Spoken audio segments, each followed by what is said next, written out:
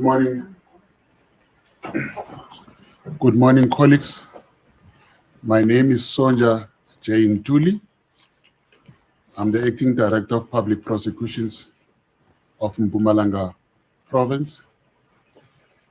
We are gathered this morning to conduct a webinar on maintenance. We have two maintenance experts who are going to talk at length about this subject. We have our Senior Public Prosecutor, Mr.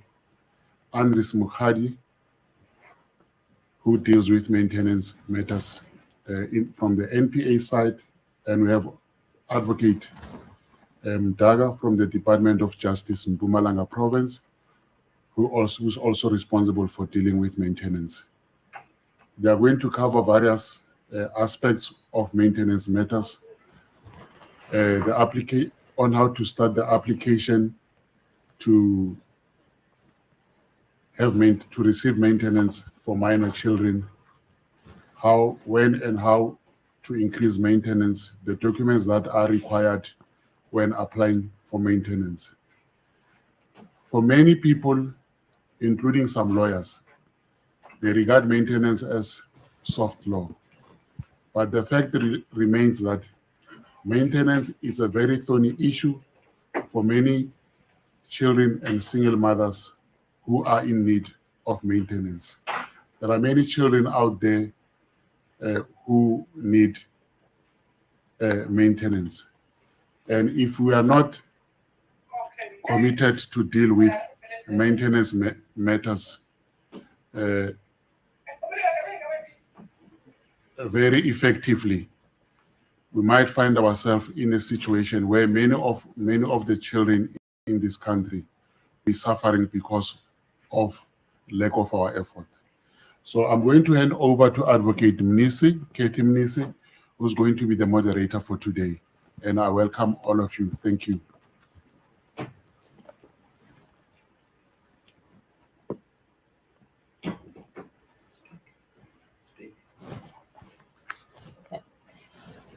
Thank you, Acting DPP. A very good morning and welcome to everyone present and those who will still be joining in. I believe we are all in good spirits and ready to hear what is going to be discussed today. This is your day that you have been waiting for, and to ask those questions that have been bothering you about this animal called maintenance. As the DPP said, soft law. Some say upheld. I will be your moderator today for this third edition of Mpumalanga Maintenance Webinar. I am Ms. Kathy Mnisi, the Senior State Advocate in the Division Station at the DPP's office. Ladies and gentlemen, you know that every other organization has got leaders. We have also in the National Prosecuting Authority. And what I love about our leaders in NPA is they are credible leaders, full of integrity, overseeing that we as prosecutors, we uphold our vision and mission so that people live in freedom and security and prosecuting without fear, favor, and prejudice.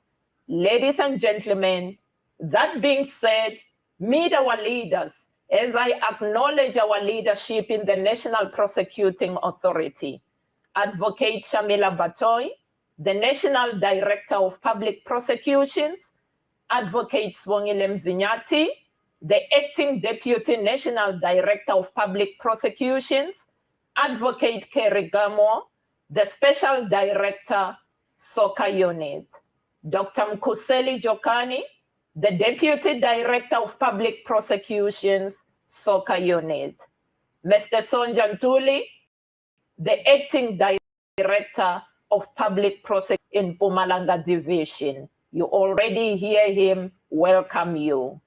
Those who will be speaking to us today and providing answers are none other than Advocate Mukhadi Magata, the Senior Maintenance Prosecutor, Soka Unit in the division, and our Mr. David Mdaka, the maintenance officer at Department of Justice, Kabukweni Court. Let's learn from their knowledge. Ladies and gentlemen, if you have any questions out of the discussions today, you will definitely be given time at the end to ask clarity-seeking questions from your side. Let's start the session, gentlemen.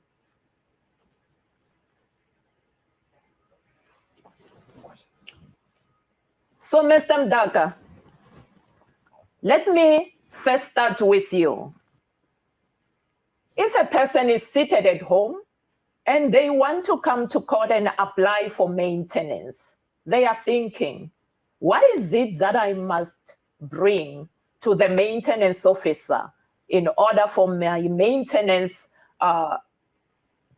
case to be reported? What are the requirements for maintenance? And which documents are required for a South African citizen? And if this person seated at home is not a South African citizen, is a foreign national, what is required from that person for maintenance, and which documents are required from that person? Thank you so much, Advocate Missy, my colleagues, and everyone listening to us and watching us from wherever you are. This is a great opportunity to be here to educate the public as well as the colleagues in the offices now. All those that regard maintenance as soft law or any other manner that they can call it, let me say, to undermine it.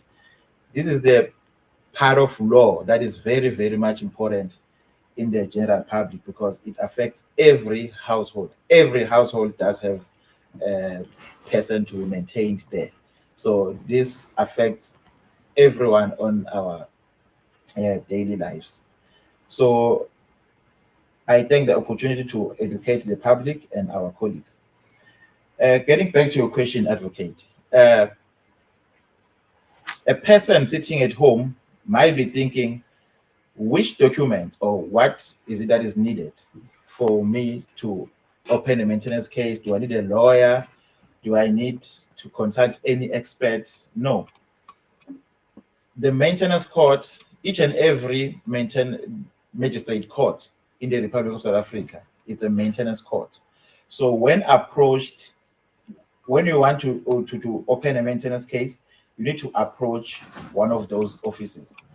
In those offices, you'll find the maintenance clerk who will assist you through the process. And then you don't need a legal representative as yet because the maintenance clerk is well trained to inform you which documents you need. And those documents are documents that they are not difficult. Everyone has got it. For example, your ID, you need your ID because we need to prove an identity. And then we need, even in case of a child, we need a birth certificate. And then for us to confirm jurisdiction, we'll need proof of residence where you are staying. And then because the law has changed over the years, the money is no longer be paid in court. So obviously we need a banking account of the person that is applying. So in summary, it will be an ID of the applicant. It will be a birth certificate in case the maintenance is for a minor child, and proof of residence. So in some instances, because we're not expecting the applicant to know the whereabouts and the financial position of the respondent, we'll need at least information who is the respondent that is liable to pay the maintenance. And then that is for South African citizens.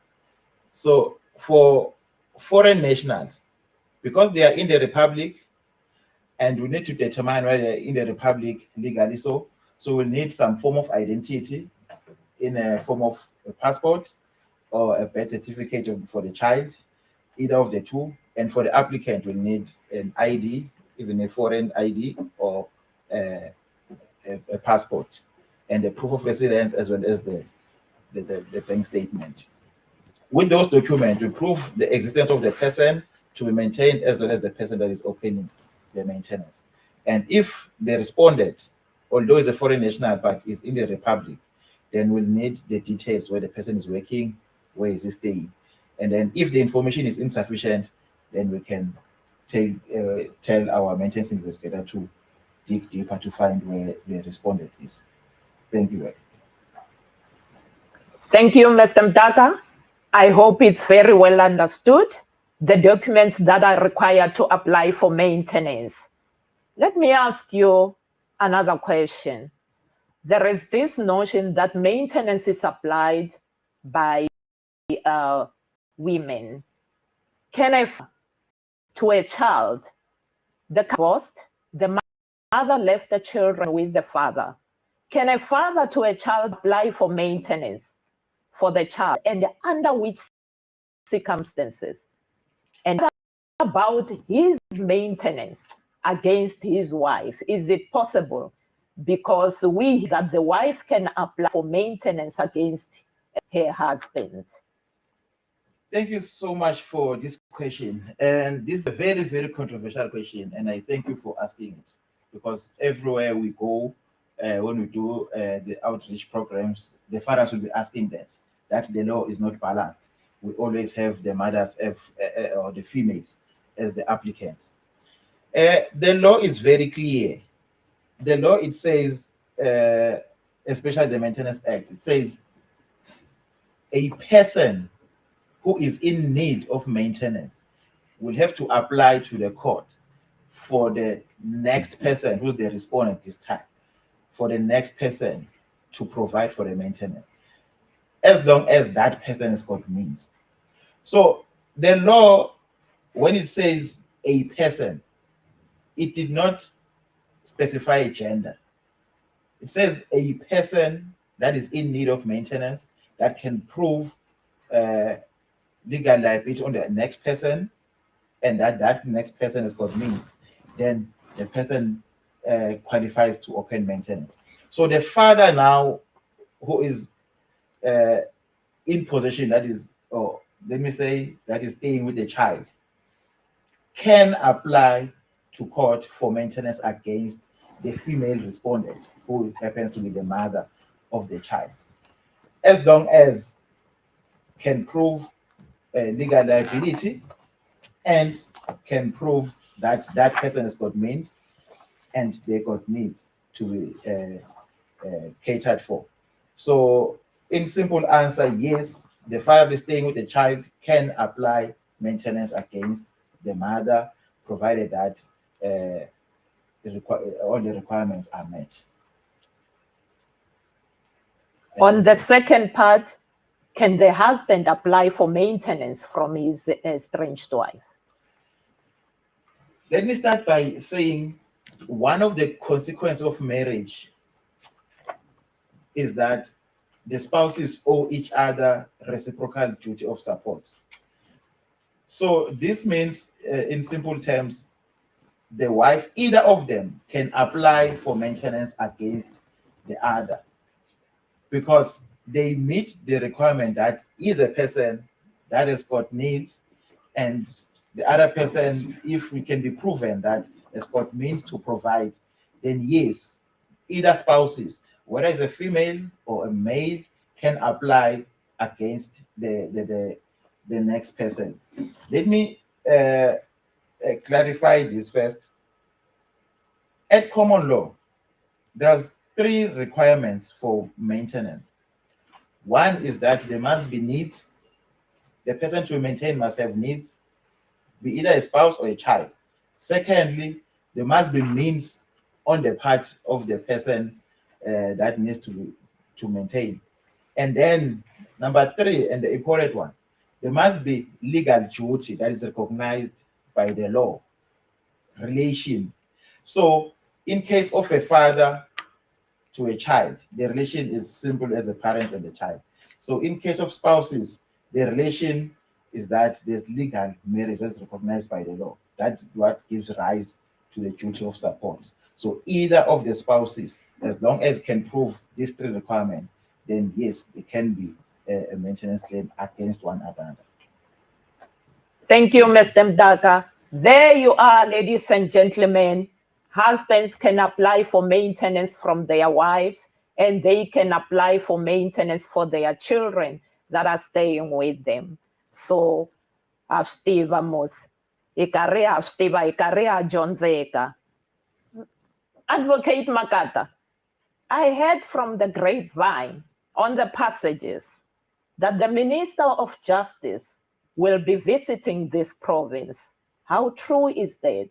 And if it's true, what is the purpose for the visit? Thank you, Sis Kathy, and allow me to welcome everybody who have just joined us from all the spheres of the country, and to all the SMPs that have joined in. Those are my colleagues from within the country. And Sis Kathy, coming to the question that you've just asked relating to the truthfulness of the presence of the minister on the 31st of October this year, that is correct. The minister will be coming and visiting our province on the 31st of October. The reason for the minister to be here, it will be the discussions around maintenance matters within the province, and once more on unclaimed maintenance monies that are lying within the coffers and not being paid to the beneficiaries. So let me detail how is the program going to unfold as it will be on the 31st. The proceedings will start as we speak now. We have tasked all the maintenance investigators within the province to allocate the whereabouts of the beneficiaries of unclaimed monies. And so far, we are at an advanced stage. I can say out of 100%, we are 98% in terms of tracing the beneficiaries. So the work in terms of allocating their whereabouts is almost done. We are only left with 2% out of that. And then from there, what's going to happen will be that we will be briefing the minister together with the regional head and the directors from DOJ relating to maintenance matters as to the status of the province. From my side, NPA, I'll be informing and reporting to the minister the role that the NPA has played and it is playing currently in terms of unifying the processes and the working relationship between DOJ and NPA. As we are now seated here, we have done and covered a very vast ground as NPA to ensure that we are now becoming bold and responsive into the maintenance. And that I can attest to you and to everybody that we have engaged the DPP and all the chiefs. That was in 2024 in Middleburg, when we were in a roundtable where we were discussing issues with NPA and the DOJ in terms of maintenance matters in the province. And after we have briefed the minister, that will be in Kabukoni Court at 9 o'clock, then we'll brief the minister. From there, we will move to the venue where the checks or monies will be handed out to the beneficiaries, and also to address the community there relating to maintenance matters in the province, and also addressing them as to what is it that has been done so far to ensure that there is more transparency and more accountability is being enforced into the officials as the government officials to take responsibility in terms of their actions. So that will be the events of that particular day, that is on the 31st of October 2025, my sister, regarding the ministerial visit to the province. Thank you so much. There we are, ladies and gentlemen. Maybe I'm one of the beneficiaries. There are monies that are seated with the DOJ that are unclaimed for maintenance. If you once claimed for maintenance, go to court, DOJ, and ask if you are one of the beneficiaries of those unclaimed funds. Good news for the visit of the minister to the province, and monies will be paid to the beneficiaries. Kabokweni Court, 31st, Let's all go there so that we hear what the minister has to say about this. Mr. Makata, while we are still on this unclaimed maintenance monies, which is good news to our ears, how does one lodge a complaint if not satisfied about the proceedings or about the conduct of an official at the DOJ offices? Thank you once more, Ms. Katie, relating to that question. That is a very most important question. And then I know that it's doing the rounds within the corridors and within the province. Remember that we once had a consultation with the public protector where the conduct of the court officials was highlighted as one of predominant factors that bothers the public when they goes to court. And then how we have dealt with it, and then how are we dealing with it. Allow me to say to you and to all the viewers who have just joined us on the line that in Mpumalanga we have established the maintenance forums for all three provinces of all three clusters. That is Nhlanzeni, and then the other one is Ekangala, and the one is Sibande. And in all these three clusters, we have wrote in the Department of Labor from the Department of Justice so that we should take the officials into confidence that we as the department, we are committed in ensuring that we are having a clear line of understanding of expectations in terms of executions of the duties from the officials. And then they must understand that what is it when we are referring to key performance areas and key performance indicators, that the department, as the department to have staff, what is it that we are looking into in terms of the key performance areas and in terms of key performance indicators? We have been just as on key performance indicators as the province. Then when it comes to the officials, it's on the KPIs. Then, in so doing, they must know that this is their positions in terms of what is expected of them in the execution of their duties. That is why it is so imperative that I saw it fit and appropriate that I should bring on board the Department of Labor. One other reason was to ensure that from them, they must understand the labor laws. They must be informed about the labor laws and the Basic Conditions of Employment Act, what is expected of them, because there are certain officials who think and thought that they are the law unto themselves. But unfortunately, we have labor law and Basic Conditions of Employment Act. They must understand that we, as the department and as the managers, we will ensure that before we can say we are instituting a disciplinary hearing, in terms of the consequence management, we must ensure that an official, we take that official through the processes of rehabilitating that official towards the problem that we have encountered, to ensure that he changes and then he overall the attitude towards the problem. That is one way of ensuring that we are cleaning up the rot that is in the system of maintenance, because we are no longer going to tolerate the insufficient deficiencies that are happening in the system, especially in the maintenance, the family courts, because you must understand that in the family courts, we are dealing with the vulnerable groups, that is women and children, people who entirely depends on the state to have their concern or their issues of law be addressed. So attitude, we are busy with that, and then we are ensuring that through this maintenance forum, we are blowing the final whistle to this attitude that has stopped the system. And then we have ensured that they are well aware in terms of the document that pertains to elimination and promotion of harassment in the workplace. I have to ensure that they must be familiar with that document, that when we're talking about harassment in terms of management, horizontal and vertical, what is it that we're talking about? So we are in a very accurate and a clear position to ensure that we are going to tell the wheels of justice from the rot that they find themselves in. We are no more on autopilot. We are pushing as a province. So that is what I can tell you, Sis Katie. And when we go further into your question of saying, how does one do file a complaint? How do we go about? If we have a complaint in the maintenance section, firstly, the complaint will be directed in writing to the court manager. And the court manager At the same time, we'll CC or we'll call the official concern that the concern has been raised against to answer to the allegations that emanate from that written complaint.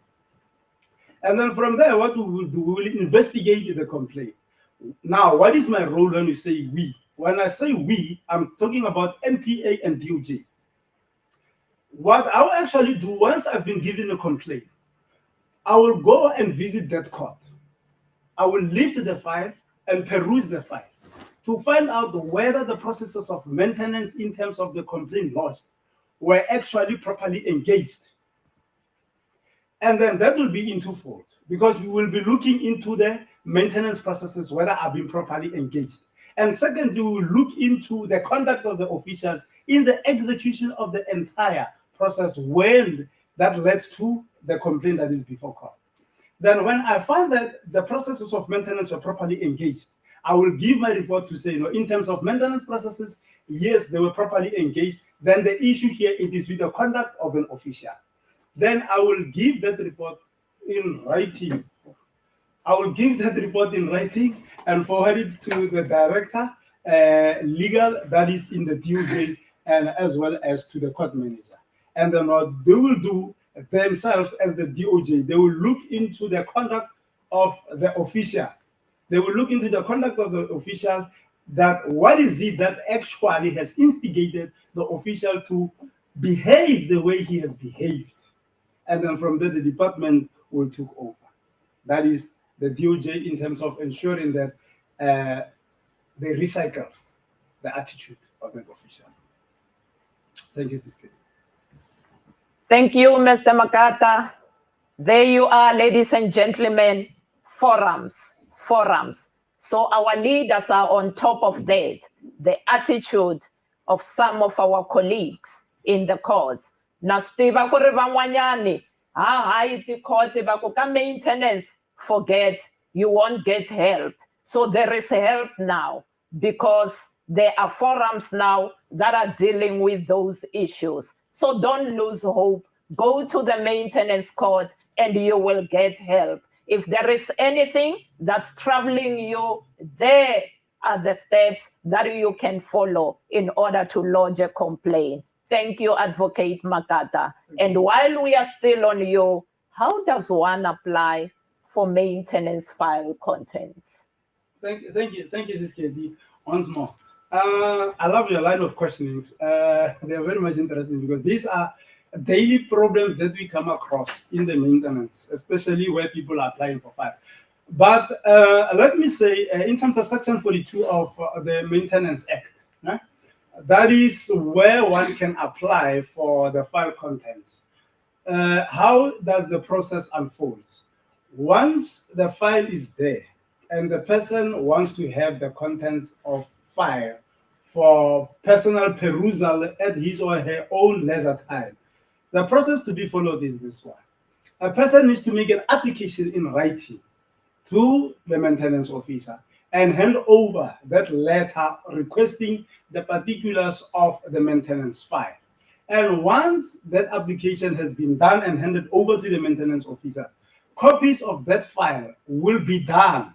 And then once copies are done, they will be counted in terms of monetary value. How much do they worth, such copies? And the amount, it will be determined by the minister from time to time. Maybe, for example, it will be 250 per page. Then we will count those pages to a particular amount that it compounds regarding those pages. And then once we have compounded the price, then the applicant will be given an invoice to say that your copy is worth 600 or 700 rand, then you will go and pay. Once that person has paid, then has a proof of payment for those copies, and she will take that receipt, hand it over to the maintenance officer, then the copies of the file will be given to that person. Because remember that one of standard operating procedures when it comes to information preservation, it is very much important to preserve the information of the department to ensure that another person's details do not go out unauthorized. So if it comes to a position where a third person finds the applicant being in possession of that document, we know that an application was thoroughly done, and then we know that it was done in accordance to the standard of operation procedures. So section 42, that is the relevant one. And as I explained it, that is the process as it unfolds in applying for that and to be in compliance with OBIA Act. Thank you so much. Nothing for mahala. We have to pay for the contents of the maintenance file. Maybe we can take it up with the minister when she's here on the 31st, that we get them for free. Mr. Mdaka, you have been quiet for long. They want to hear from you. I've got elderly parents. Is there a duty for me to support my parents? Thank you so much, Advocate Nisi, for that question. And I just hope my mother is not listening now. But I hope yours is listening, because you say you've got an elder parent that needs maintenance. Okay, this is how it goes.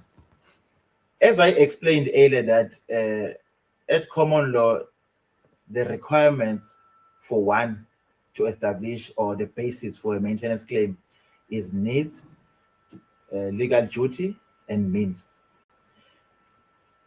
The parent is not excluded from this. In fact, let me put it in Swati so that the time I was young, I was a person in need, and my parent means to provide, and the legal duty was established because Magwam or Mbabwam. Now, if Magwam Semzala cannot work, maybe because of ill health or any other reason, and then Mina, I'm working, justice is paying me, and then the legal duty is Magwam. That is not different from the scenario whereby I needed maintenance. Now my mother needs maintenance from me. The legal duty is still the same. And my means, now, the only thing that has changed, my means, I do have the means now, she does not have. And she got needs, and I can provide for those needs. So Mawami can apply for maintenance against me. Reciprocal duty to maintain that one. But see, all the requirements have been met. Just that we've got very, very, very, very rare, maybe 1 in 100 of those cases, because it's bangani sebafihlela bomawethu le information there, because they can take us to court. Sivele sihambe nje sohlala eJozi, sidliwe eJozi khona le, singasabanaki baselela eMpumalanga, sihlele eKZN eJozi or any other place. So information njengoba abantu labadala banayo ukuthi bangena social media mhlambe ba stress or bathi ukuthi this is possible, asikhoni abakhona ukuthi mhlambe basilanze lasikhona khona sifike lana sto face mhlambe responsibilities ethu. But in short answer, it's possible for a parent to apply for a maintenance against their own children, as long as they can prove the basis for the claim. Short answer leyo, colleagues. I hope sister wathola ama case lafana lawo ema-court. Isweso bamakweru, batswari ba hina, they are entitled to maintenance from us. Ambiloko bahola pension, is that correct, Mr. Mdaka? Yes. As long as they can prove that they need more than their pension money. Exactly. Even if they got means themselves, if they can prove what their needs are above that, and then there is just basic needs, because obviously angeba for luxurious or maybe what we call non-basic expenses, then they can apply to court for the maintenance against us, regardless of the pension year. Thank you, Mr. Mdaka. So don't go to Gauteng, leave your parents in Bushbuckridge and not give your addresses. We need to trace you where you are, because you've got a legal duty to support your parents. Mr. Mdaka, Is it possible to issue a subpoena before regulation is served to respondent? Let me start by explaining the procedure in short so that we can understand where we are now to everyone watching, be it maybe expert in our field or a person sitting at home. There's an act that is guiding us at the maintenance court because we are a creature of statute, obviously. That is the Maintenance Act. To supplement the Maintenance Act, there are regulations. These regulations are found in section 44 of the Maintenance Act. These regulations, they are not working in isolation. They are working hand in hand with the Act. It says the minister will prescribe the way in which the Act should be applied. And as a maintenance officer, investigator, or clerk, what is your duty, your powers, and procedures, how to apply things and service and so forth. So the regulations are drawn and are made by the minister to give you at least clarity how the Act should be applied. So now, back into your question, a subpoena is a document that is issued when any person or you want to subpoena any document to court for the proceedings. And then regulation, it tells you how should that be done. So now when a person applies for maintenance, first of all, the maintenance officer must investigate that complaint. So what is that complaint in short? It's a complaint that says there's a person that has got needs, and there's another one that has got means, and there's a legal duty for that person to maintain. So that person is not maintaining. So that is the complaint that needs to be investigated. So that complaint, when it reaches the maintenance officer will decide thereon, after being guided by regulations, on how to go about investigating that complaint. One of the investigating tools that the maintenance officer has is a regulation 3. It's found on regulation number 3 of the regulations that goes hand in hand with the Maintenance Act. So regulation 3 is saying when you are investigating that complaint, you cannot stress yourself as a maintenance officer by go to dig at the person's bank accounts and so forth. You can simply issue a document that is outlined on regulation 3. That document is a directive. It's called a directive because it's a direction by a maintenance officer that calls the next person to bring to you the documentation that you need to complete your investigation. So the document that might be brought is expenses for the respondent, expenses for the child, as well as expenses for the applicant. Over and above the expenses, which will be proof of income from both parents, because it is a duty of both parents to maintain the child, if the maintenance is in case of a child. So now, the regulation 3, its purpose is to have both people in front of you, the respondent as well as the applicant, to give you the information themselves, to say that this is our information, and then this is my needs, this is my income. So now, from that information, as a maintenance officer or a prosecutor at that time, you can decide that I do have enough information now to place the matter before the court. That's when the subpoena will be issued. So firstly, it will be the directive that says, come to court, but then you're not going to be facing the magistrate as yet. You are being called by the maintenance officer to be examined by the maintenance officer, and then the maintenance officer will decide from there that I've got enough information now to bring the matter before the court.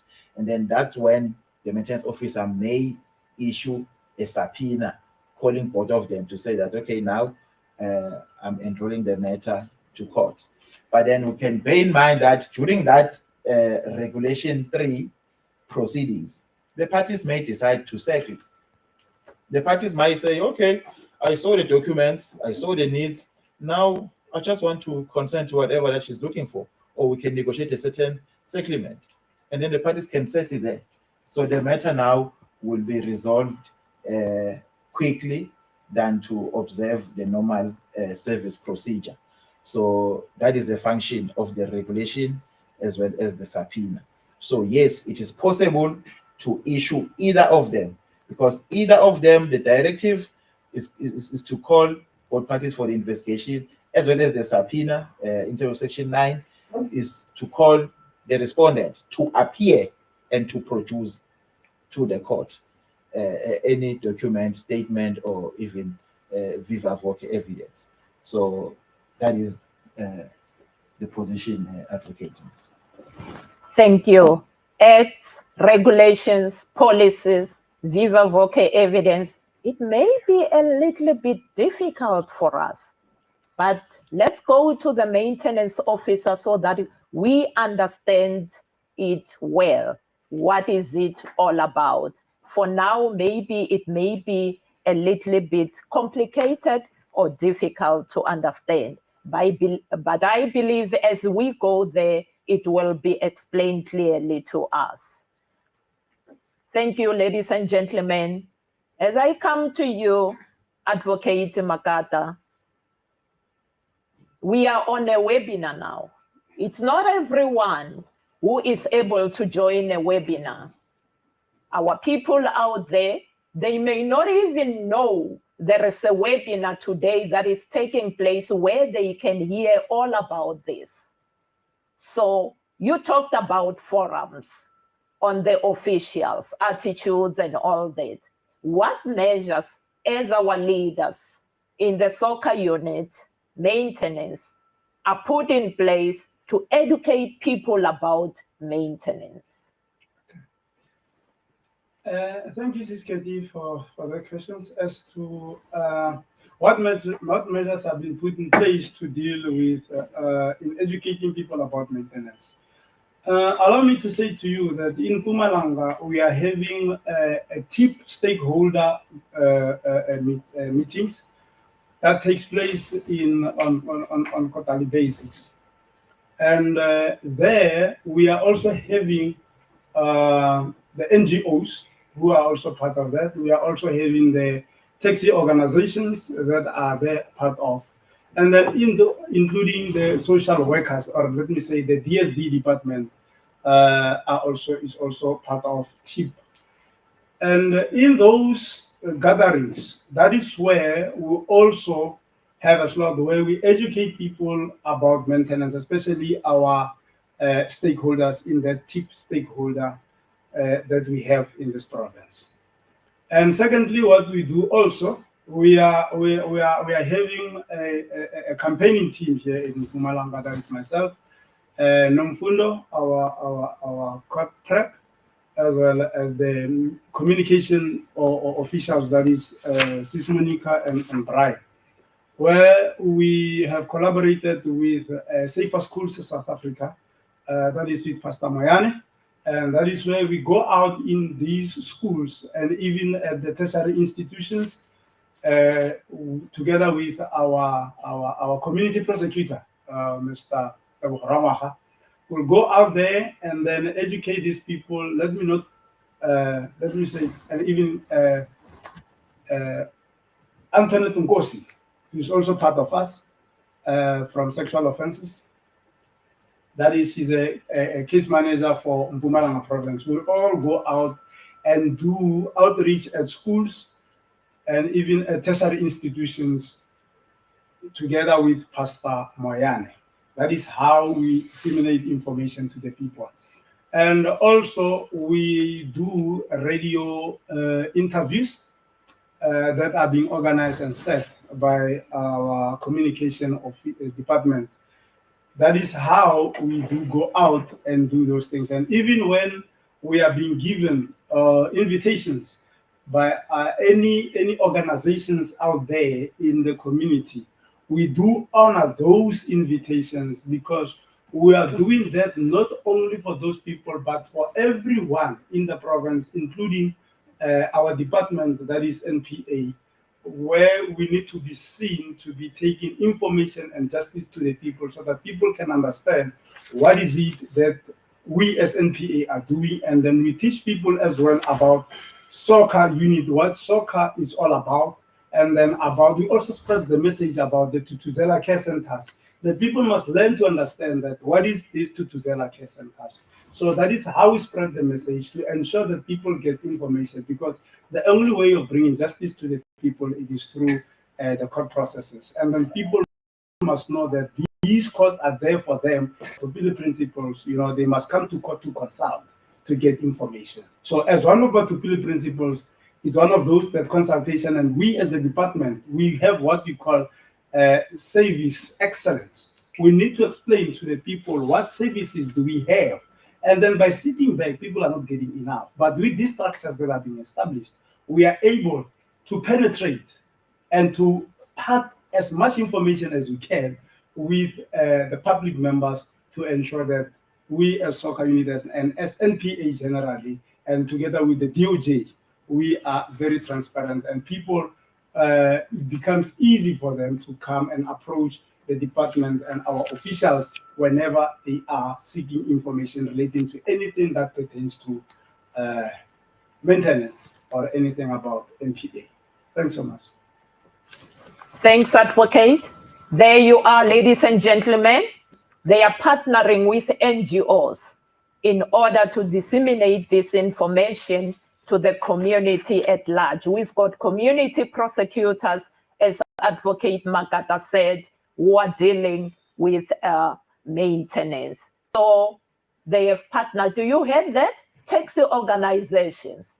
They have partnered with taxi organizations. So it's not about transport only on the taxi organizations. They have partnered with our colleagues, the National Prosecuting Authority, in order for people to know what is this all about. Safer South Africa, social workers, and all those NGOs that the advocate has mentioned.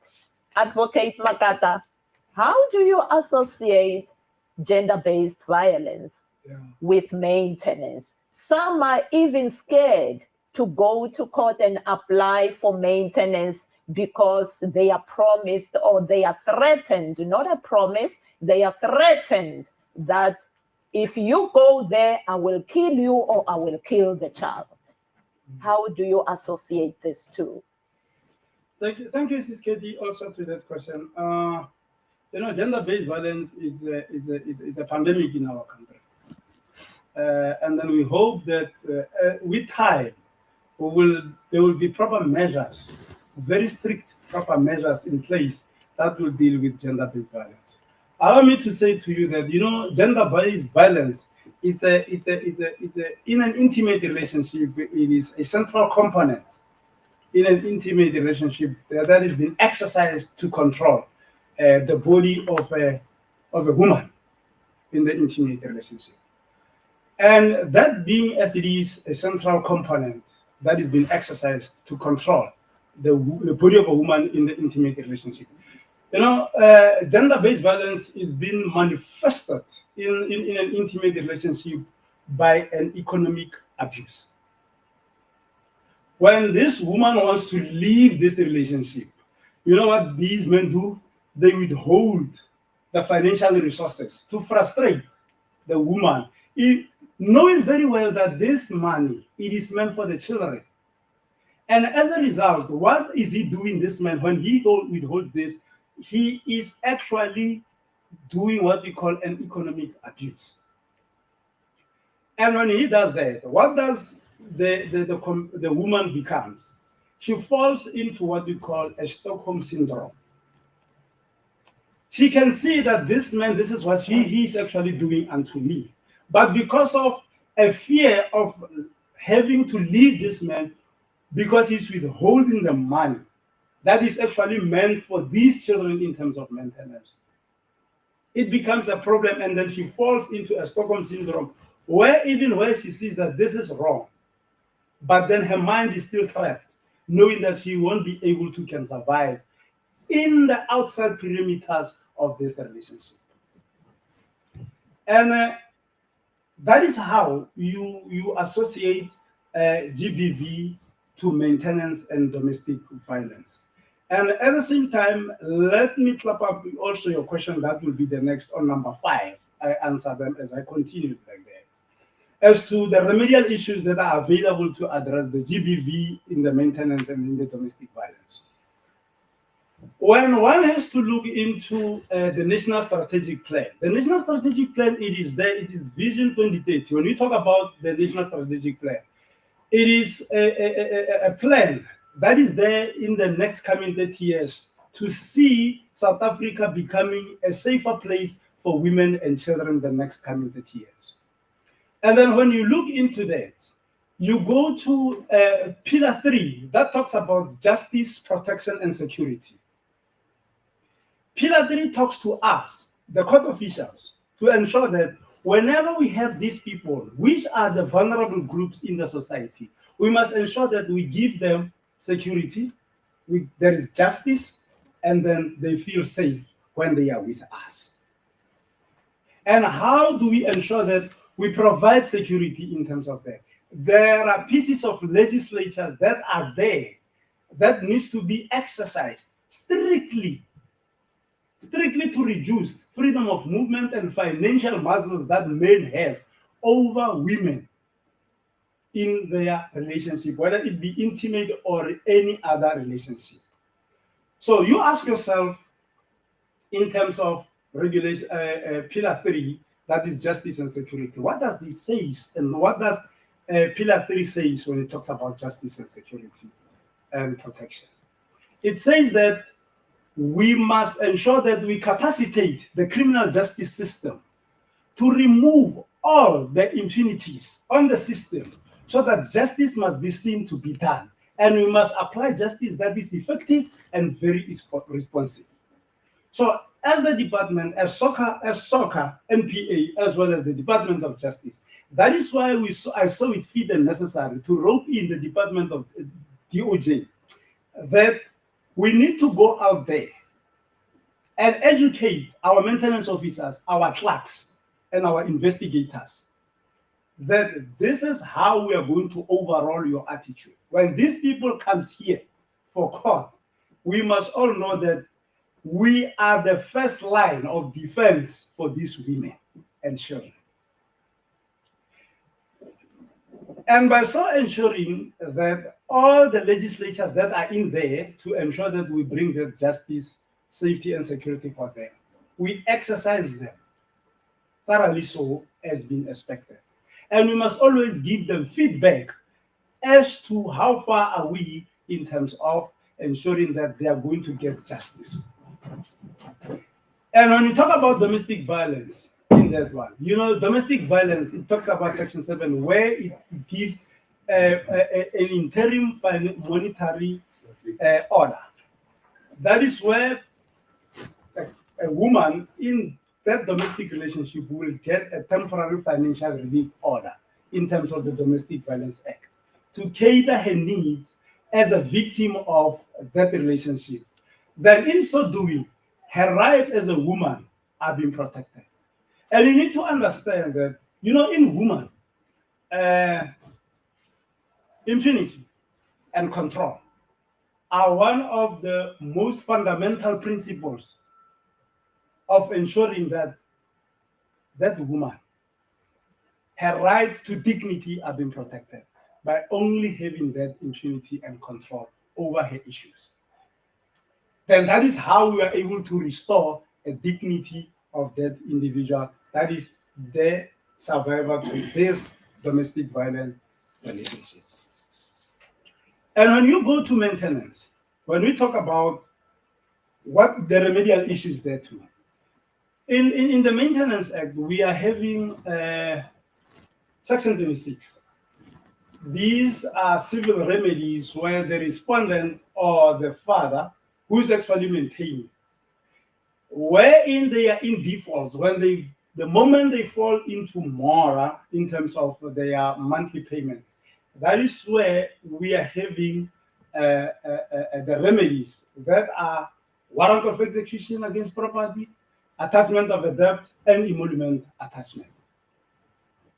Those are strict remedial issues that we need to significantly apply to ensure that we reduce the financial muscles of this men and their freedom of movement and boastful in terms of withholding these monies will be in a position through these remedial measures that we will be able to restore the dignity of these women, and then there will be equality for the children. Because remember that whenever a child suffers in terms of not receiving proper maintenance, there is no more equality.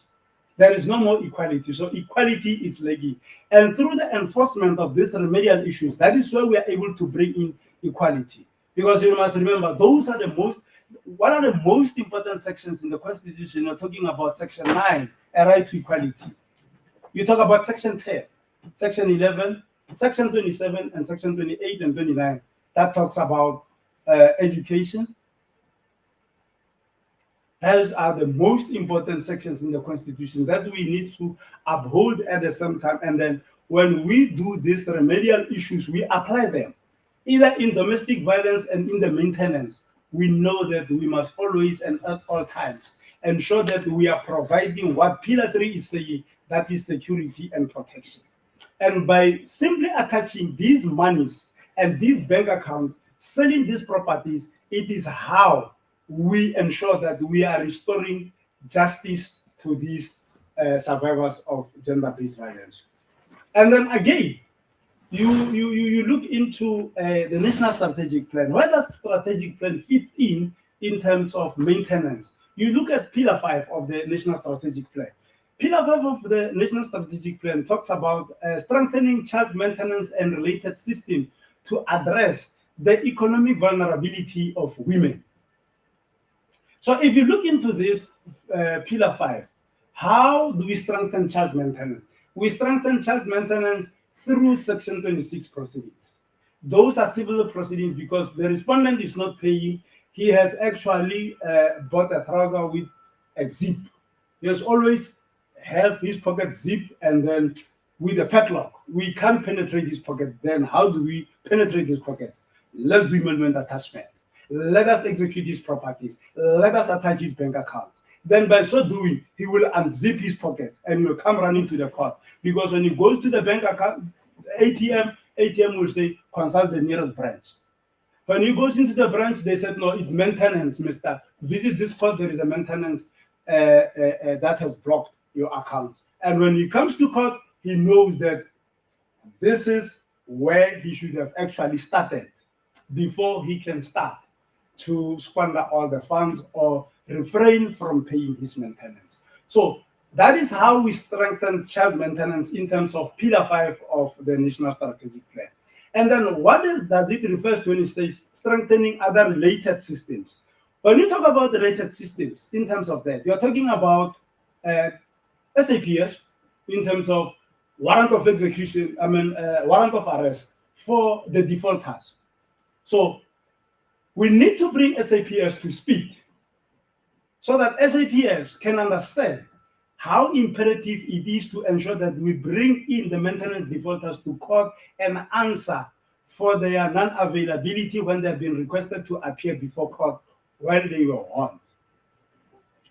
And it also, when we talk about related systems, we are also referring to our sheriffs in case where we are to attach the properties, like where there will be storage fees, the sale, auctioning of those properties. Those are related systems. And then how do we address the economic vulnerability? Once we are able to attach, and we have attached the salary or the bank account of the respondent, or having sold on auction the properties, all the proceeds that we get from the sale, from the emolument attachment, and from attachment of a debt, that is the bank account, that is how we addresses the vulnerability that economically the woman finds herself to be in. So those are remedial issues that are there in terms of domestic violence, interim monetary relief, it is there. In terms of maintenance, we are having Section 26, those are civil remedies. And then in our national strategic plan, pillar 3 and pillar 5 talks to us as the officials as what is expected of us to do to ensure that justice prevails, equality comes there, and then everything is addressed. Thank you, Sister. Thank you, our advocate.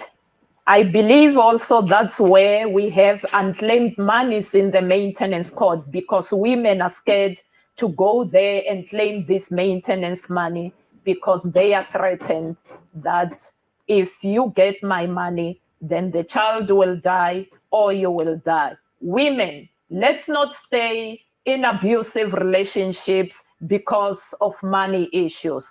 Don't die in that relationship. Stand up and say no to abuse. Go to court. There are remedial actions. Go and get what is entitled to you or your child. As Advocate Makata explained, you are protected. Thank you so much for that. Thank you, Sister. Mr. Mdaka, as a maintenance officer, who decides that the matter should be placed before court? And what guides that decision to place a matter before court? Let me quickly take you through the process of how do you arrive to that decision, starting from jurisdiction and who can apply and everything. So basically, the complaint comes to the maintenance clerk. The maintenance clerk completes the application, bring it to the maintenance officer for decision. What is that decision to be made? It's whether we do have basis for the claim, whether there are any issues to be investigated, because the Maintenance Act in Section 6 puts a mandatory duty on the maintenance officer that whenever there's a complaint, there must be, it says shall be investigated. So the maintenance officer will now investigate the matter, and then a decision will be made. So now, first of all, Section 6 of the Maintenance Act talks about the complaints and the investigation, as well as the jurisdiction. So it says, if then the application is received from the maintenance clerk or from the complainant to the maintenance officer, the maintenance officer shall investigate the matter in a prescribed manner. The prescribed manner, it's what is outlined in the regulations, and it's outlined in Section 6, 7, and Section 8 of the Maintenance Act, the manner of the investigation and what needs to be investigated. So now, the maintenance officer will investigate the basis for the claim. The basis will be what the applicant has told us. That is, there's a person that needs to be maintained, and there's a respondent that has got means, and there's a legal duty. So that is what is being investigated. And then to complete that investigation, because now we only have the part of the applicant, that's when it gives us the Regulation 3 to call the respondent in order to complete the investigation. Then the respondent will give us his documents, or the maintenance investigator in terms of Section 7 will subpoena the statements, will subpoena any other person that is relevant to give evidence or to be questioned by the maintenance officer. And then Section 8 of the Maintenance Act provides for a subpoena whereby you can subpoena anyone, including any financial institution, to give us bank statement or any financial position of the respondent in order for us to complete the investigation. And also, we can issue that subpoena to get any person to give us the whereabouts. If it's the employer, maybe the person who's working at a mine or in a company that has got maybe, if, let me say, for example, the head office is here in Mpumalanga, but then the person is placed somewhere, maybe in another province. So we can subpoena that employer to give us the whereabouts of the person where he's placed. That is the Section 8 subpoena. When now you complete all that investigation, that is the maintenance officer. He's told is Section 8, and his another person that is assisting is the maintenance investigator that is appointed in terms of Section 5 of the Maintenance Act to assist in the investigations. Once you've got all of this, and then Section 6.2, subsection 2, it says the jurisdiction where the application needs to be brought, it's where the person to be maintained resides. In a case of a child maintenance, it's where the child resides, or the person that is bringing the application, that is the person in whose care the child resides, which is the mother, or carries business or is employed. For example, if maybe the person is staying in Bushbuck Ridge, but then works in Nelspruit, the Maintenance Act now makes provision in terms of Section 6, subsection 2, to say that you can open the maintenance where you carry business or where you are employed, which will be Nelspruit in my example. So once all of that is established, now that is what is giving the maintenance officer the idea that the matter is now ripe to be sent to court for inquiry. So if all of that now it's the jurisdiction is confirmed, the investigation is completed, you now all have the information and as well as any other witnesses, then you may decide to place the matter before the court. And then once you place the matter before the court, even if it's a minor child or any other person that is bringing the application, it's fine. Because when we look at the Maintenance Act and we look at Section 2, whom does the Act apply? It says here, the provision of this Act shall apply in respect of legal duty of any person to be maintained. Any other person, irrespective of the nature of the relationship between those persons giving rise to that duty. So a minor child in this instance is not excluded. And then after all of that, the matter will be placed on the roll, and then the matter will be ready now to be ventilated, and an order will be made, depending on what kind of order will be made, which we'll discuss it later. Thank you. Thank you, Mr. Mdaga. I picked up something from what you just said. Child-headed families. The mother is no more, and the father is somewhere there, but is not maintaining the children. And the child, all the children, they need to be maintained. They need maintenance, but there is no guardian. Where I come from in Bushbuck Ridge, to be specific, to Lamahashi, there are many families like that. Can that child apply for maintenance on his or her own? Indeed, the child may apply for maintenance on their own. As I narrated Section 2 of the Maintenance Act, it says any person, and the child is not excluded there. We understand that a child is any person less than the age of 18, and that person is in the onset of it does not have local standing to conduct legal proceedings in court. However, in Section 14 of the Children's Act, it provides that a child may bring and may be assisted in bringing a matter before the court. So in this, including the maintenance as well. In this case, Legal Aid Board versus R, that's where this provision was interpreted to say that children may be heard in legal proceedings, including maintenance, not only in cases whereby maybe there's a issue regarding custody and care and any other. This case gave rise to maintenance as well, that children may bring, may be assisted to bring matters to be heard in court.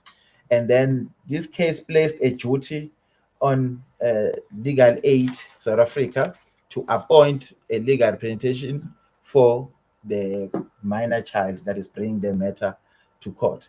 As long as we can prove that there's no closest relative, there's no guardian, and there's no any other person that can assist the minor child in these proceedings.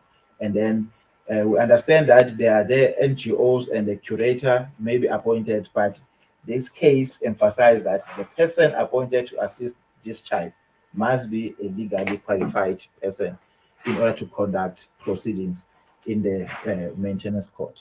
So yes, the matter can be brought to the maintenance court by a child. Thank you, sir. While we are still there, as I'm listening, I'm wondering, a child is someone 25 years of age, as we heard in one of the cases that was recently in court. The child is still at school. I will call the person a child.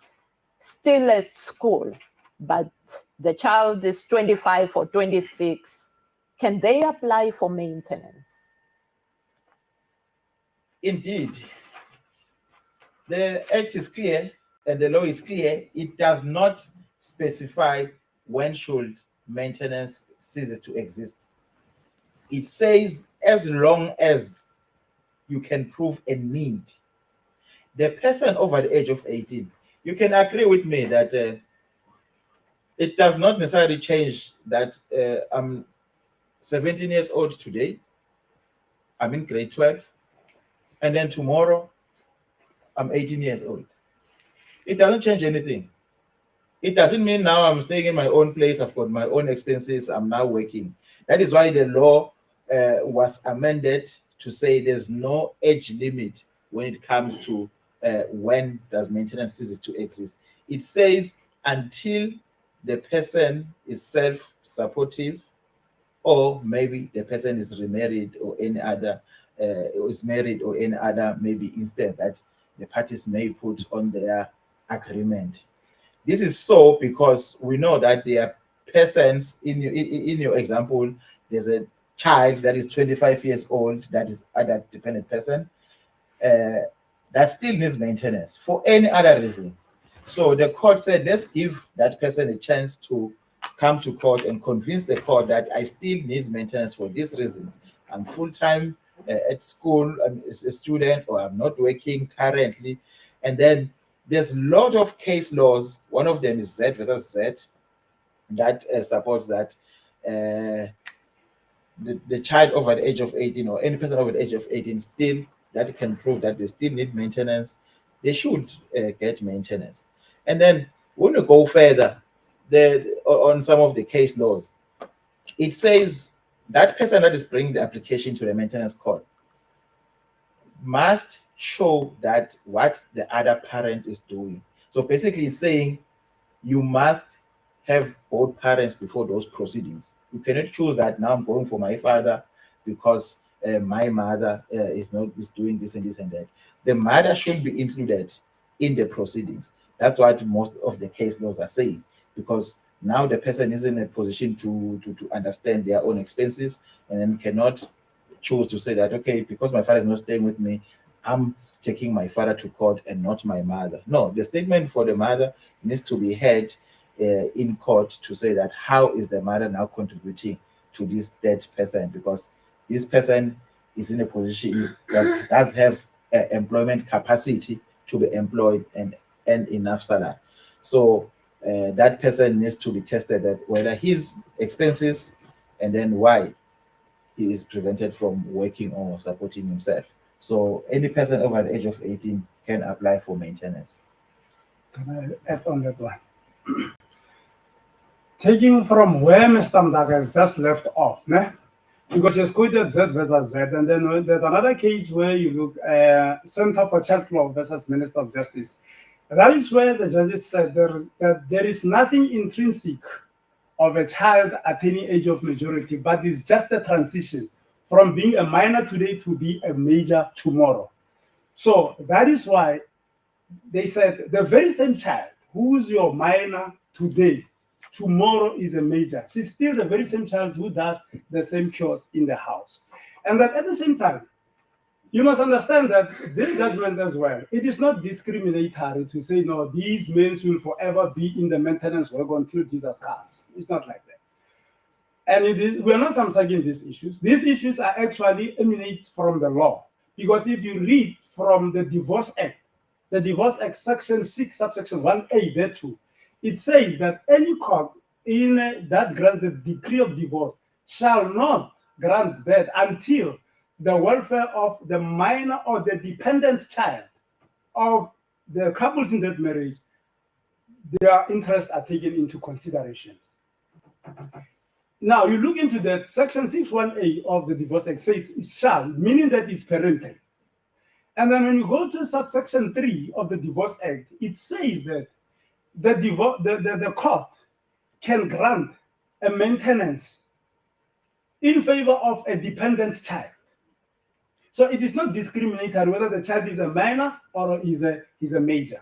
It does not discriminate. Section 6.3 of the Divorce Act gives the court the power to grant an order for maintenance for a dependent child of the marriage of the parties separating. And then furthermore, to elaborate this, how does this comes into being for having children to be receiving maintenance under their parents even though they have attained an age of majority? If you are to look in terms of section 28I of the Constitution, section 28I of the Constitution says we must protect children against direct armed conflicts and not to use them into direct conflicts, armed conflicts of the relationship. Meaning that it is the duty of us, the officials and the magistrates, to ensure that these children who are minors today, tomorrow they are majors. That is how they are being protected in terms of section 28I, that in this direct armed conflicts, they are being protected. So rather than putting children into this mess of their parents to discuss and then to face their parents, let them be protected. Their umbrella is in terms of section 28I of the Constitution. So it is possible to have dependent children heavy maintenance, even if they are the dependents. Because even if you look in terms of section 2 of our Maintenance Act, it says that the provisions in this act shall be applicable in respect of a legal duty of any person who has a duty to maintain any person who is in need of maintenance. So the act, if you look into the Divorce Act, it is not discriminatory as to the minor and the dependent. If you look into section 2 of the Maintenance Act, it is not discriminatory, but it says a person who has a capacity to maintain any other person to be maintained. That is how far I can stretch it to add what Mr. Mdaga has just said. Thank you. Thank you, Advocate Makata. Thank you for the clarification, because there was that perception out there that this child must get work. So I'm no longer responsible for maintaining the child. So that's beautiful, beautiful clarification. I hope we all understand. The child, as long as they are still dependent, they are not working, we have the legal duty to support our children. Thank you for that. While I'm still on you, Advocate Makata, DNAs, paternity. This is not my child. Thank you, Sis Kathy. Yeah, that is another question that is actually, it has become a thorn within the sectors of maintenance relating to paternity. Sis Kathy, I can tell you that in terms of paternity, if we can say men, all those married men, if they can request for paternity today, I'm telling you, the heavens will be black. Heavens will be black. Because why? Even married men, as they are, they believe that by virtue of their marriage, Children that have been conceived and born out of their presence within the marriage, they are there because of the presumption of believing that this is my child as a result of the marriage that is in past. Now, you ask a question as to what happens, the DNA issues. Look, there is a perception that the DNA can be tampered with. There is nothing like that.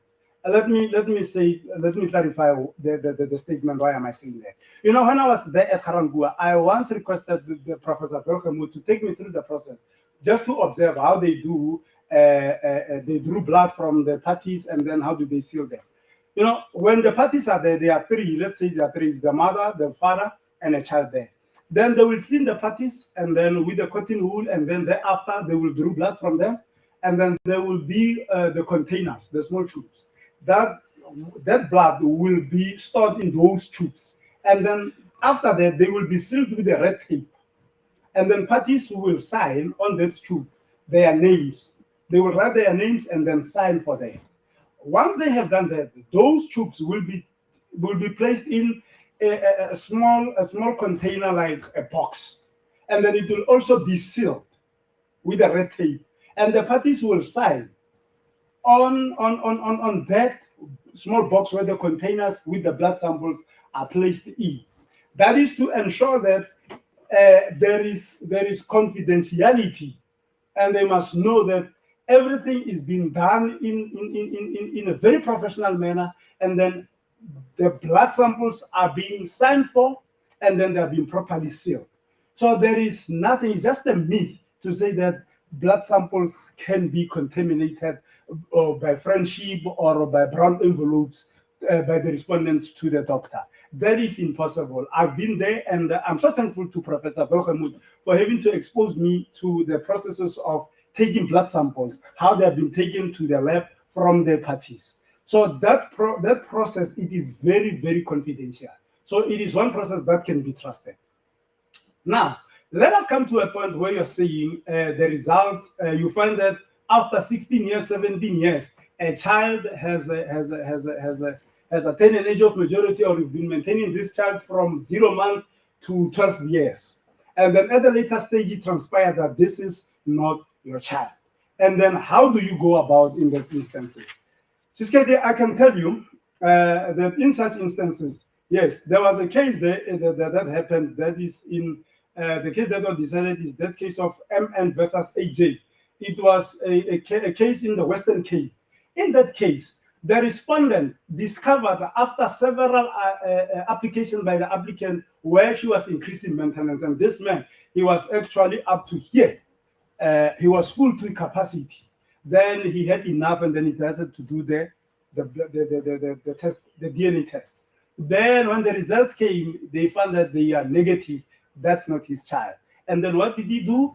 The guy applied, and she sued the lady, saying she wants maintenance monies that he has paid because this child is not his. And then what does the law say?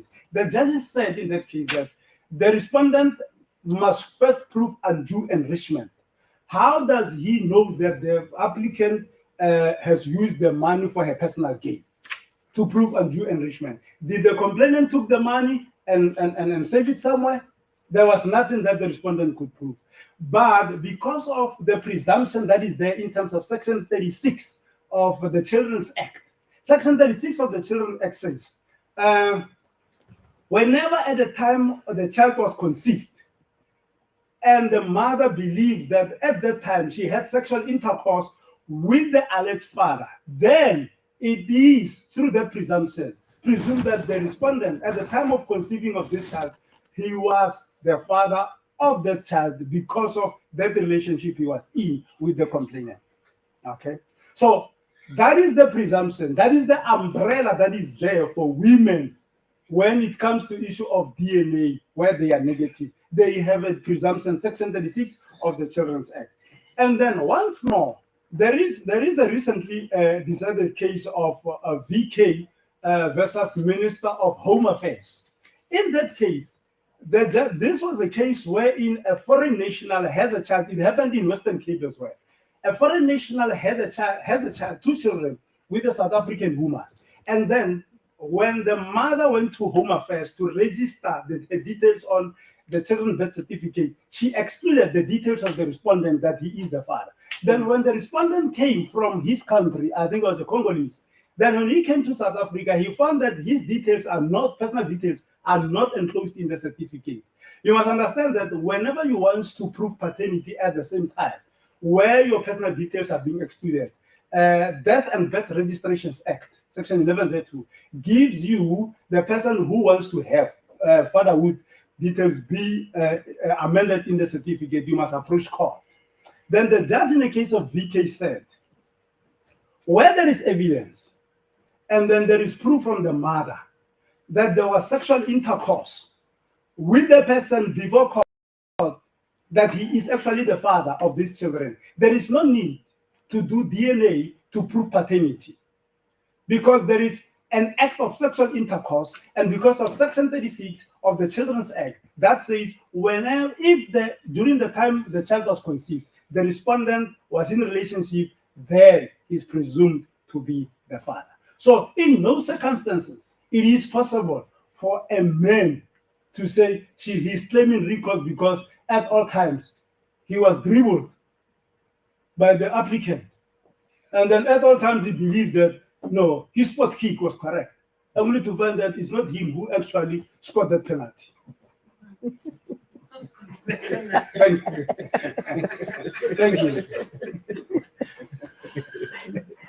Thank you. Thank you, Advocate Makata.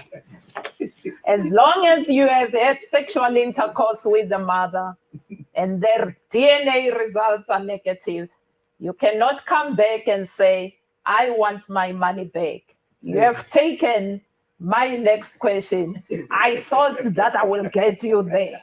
Can the fathers claim the money back if the DNA results are negative? Yeah. But thank you so much. You covered that for me. Thank you. I was also asking myself, but when we are still on the DNA, is it possible? I heard that nowadays, because DNAs are expensive, that some people, they just go to a pharmacy, they take an earbud and do paternity day. Is that correct?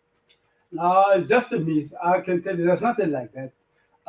Because you must remember, even if they do swaps, like they alleges, you cannot, because for transparency, and remember, for promotion of administrative justice, PAJA Act is there. And then you must understand that when you deal with maintenance, we are dealing in terms of substantive law. Substantive law, it is the law that tells us what is needed and what is not needed. So you cannot, if you are to promote, you are to apply PAJA Act. We are to promote justice, and then you'll have the respondent do his swaps or DNA samples in isolations. There's nothing like that, and it won't happen. Not in our country and not under SOCA watch. Thank you for that clarification. So whoever alleges that the child is not mine must come with the money for the DNA test. That's correct. That's the lab. That's the only way. Thank you, Advocate Makata. Thank you so much.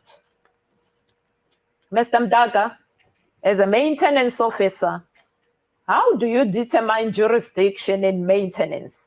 And does proximity of a child has effect? Jurisdiction. As I explained earlier, jurisdiction is found in Section 6, subsection 2 of the Maintenance Act. So the Maintenance Act was expanded to include in 2015 in September. It was amended to include where the person resides or carries business.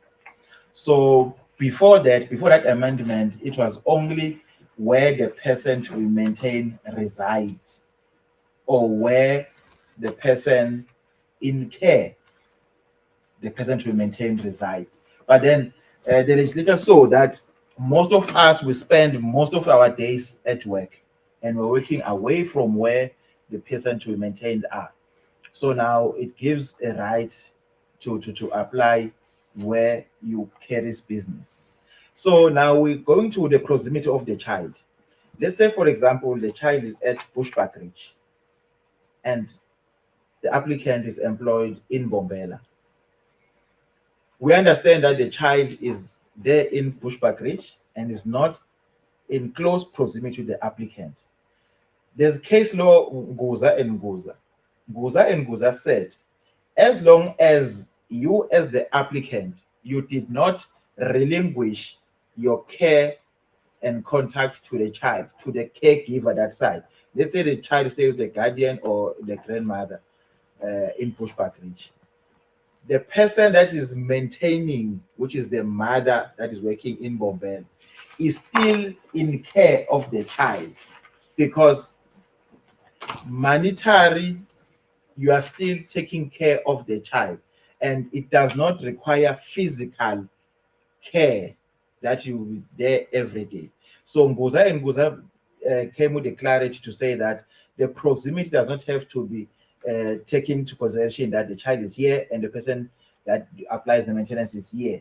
It says as long as that child is in the care and in the direction of the applicant, that side, then the mother does have jurisdiction to open the maintenance case where they reside or carries business. So that is the position regarding jurisdiction. Thank you so much. Thank you so much, Mr. Mdaka, for clarifying jurisdiction for us. I see that this is a very thorough, interesting topic, and there are many things that we want to know concerning maintenance.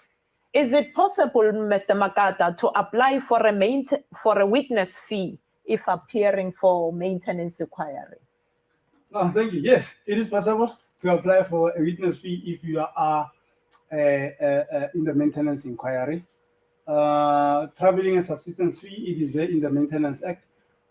It's just that in most cases, our survivors actually, or the applicants, are not aware of that. But yes, to answer your question very short, and banda, yeah, it's possible. It is there in the law. Thank you. And as we are still there, how do you deal, Mr. Makata, with taxi drivers? You mentioned that you are partnering with them.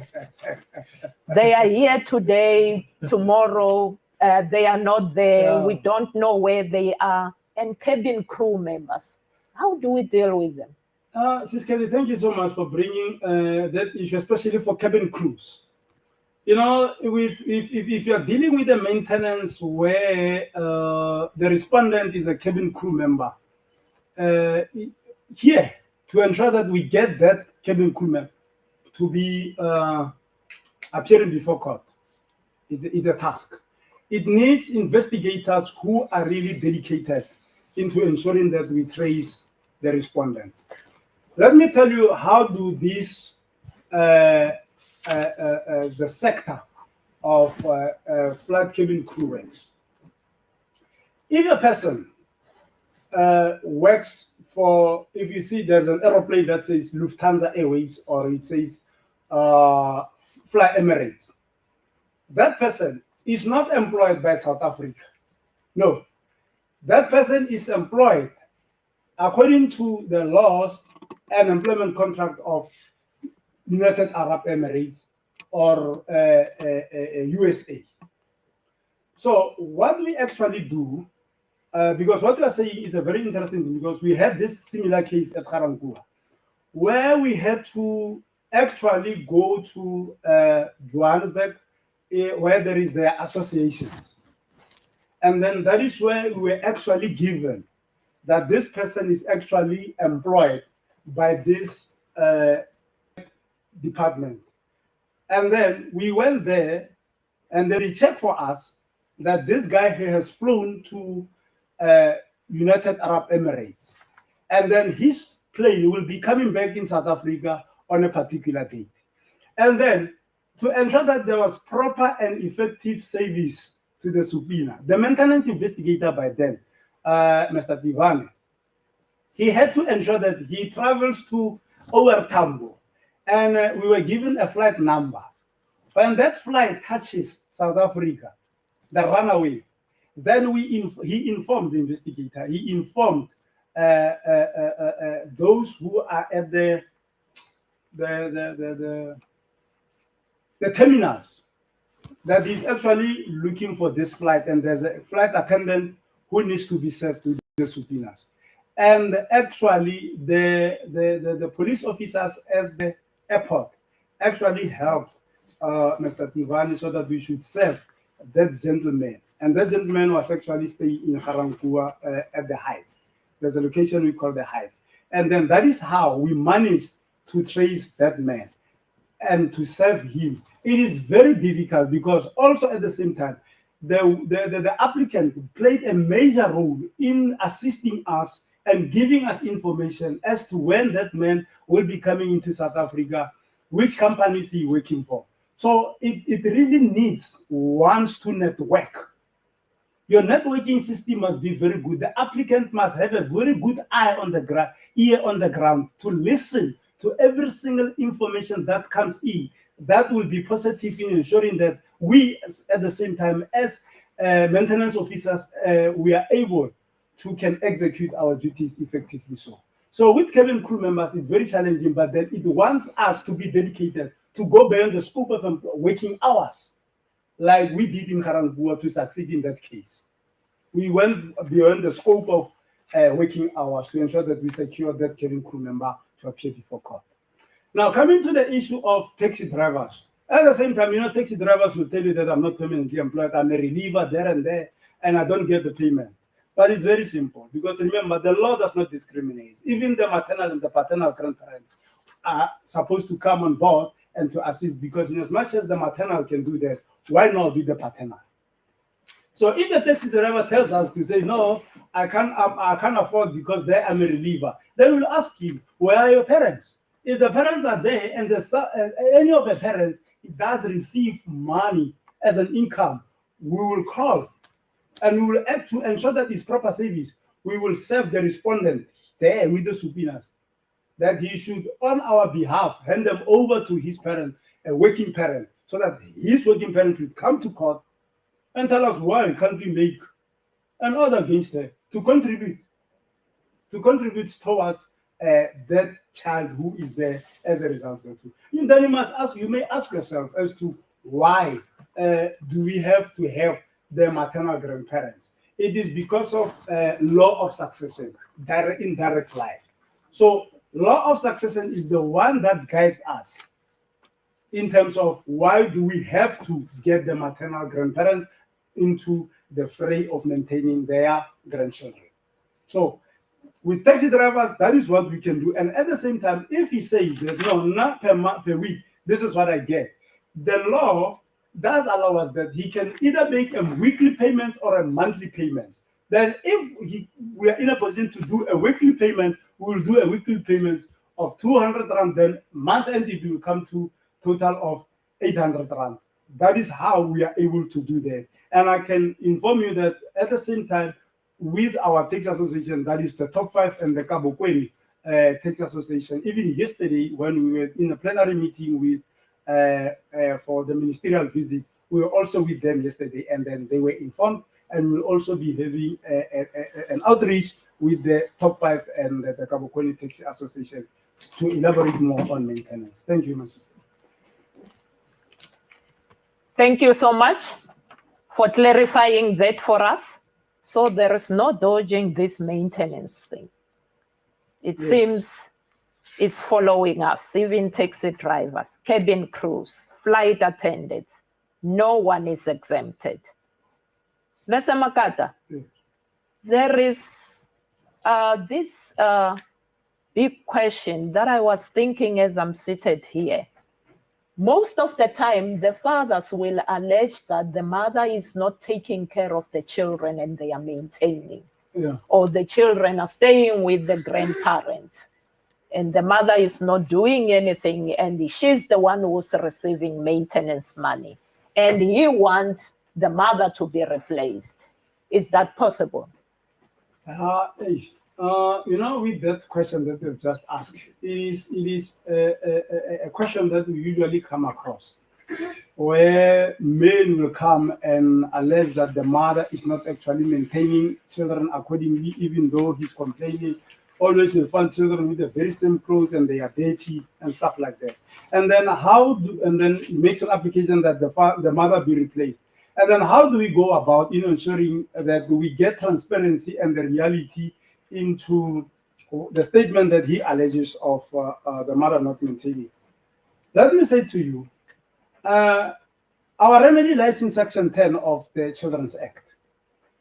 What normally happens is that if the father so alleges that this is what the mother of the children is doing in terms of not maintaining or taking the care of them properly, so we will have to, in terms of Section 10 of the Children's Act. Section 10 of the Children's Act says that depending on the age of majority and the state of development of that child, in any matter that is crucial, that involves that child, such a child has a right to appear in that inquiry, to give evidence. And the submissions of that child into that inquiry should be given a serious consideration. Meaning that if the father so alleges, we can bring the parties before court and then we do an inquiry. And then in terms of Section 10, depending on the age of the child in question and the stage of development in understanding the processes, such a child can be called because the decision to be taken is very crucial and it affects this child. So then, in terms of Section 10, we can do that inquiry, find out from that child whether these allegations are true or not. And then if they are possible, it's true that indeed the mother is not doing that, pending the testimony of the child, then that will be done. Thank you so much, Advocate. That was a mouthful.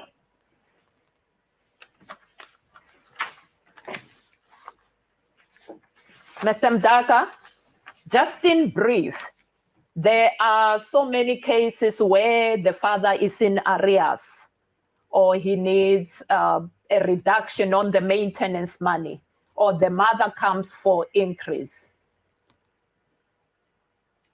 How is it done? Thank you. In brief,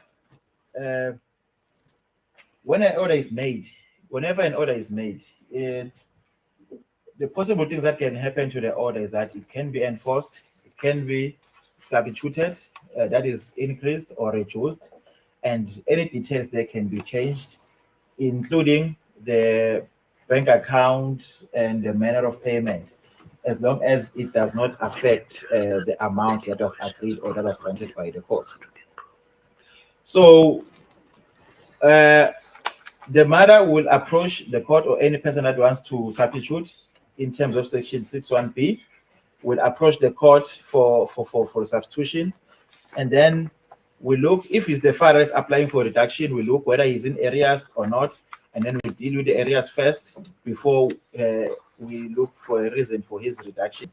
And then if it is the mother, we want good cause to exist for substituting that order. And then if we find a good cause, then we'll call the person that is liable to pay the maintenance, which is the respondent, to give evidence, and then the court will decide whether the increase will be granted or not, or the reduction, as the case may be. And then types of orders that the court can grant is that the court may grant an order by the court in terms of Section 16. That is when the court listens to evidence from both of them and then makes an order. Both of them, they don't need to consent to the order that is made by the court. And then Section 17, that is when both parties consent to the order. It's called an order by consent. And then if one of the parties were not there in the proceedings, yes, the order by consent can be made as long as that consent is made in accordance with their direction, and then it brought to the court to make an order of court. And if one of the parties was served with a subpoena or was earlier warned by the court to appear and did not come, and then the court may order for an order by default. That is an order that is granted in the absence of the respondent that was duly served. And then the applicant should wait for at least 10 days, according to Section 26, for them to apply for enforcement of such an order. And then the remedies, as discussed earlier by Advocate Makata, is provided for in terms of Section 26, 27, 28, 30, and in drastic circumstances can be Section 31, which will be the summons to the criminal court.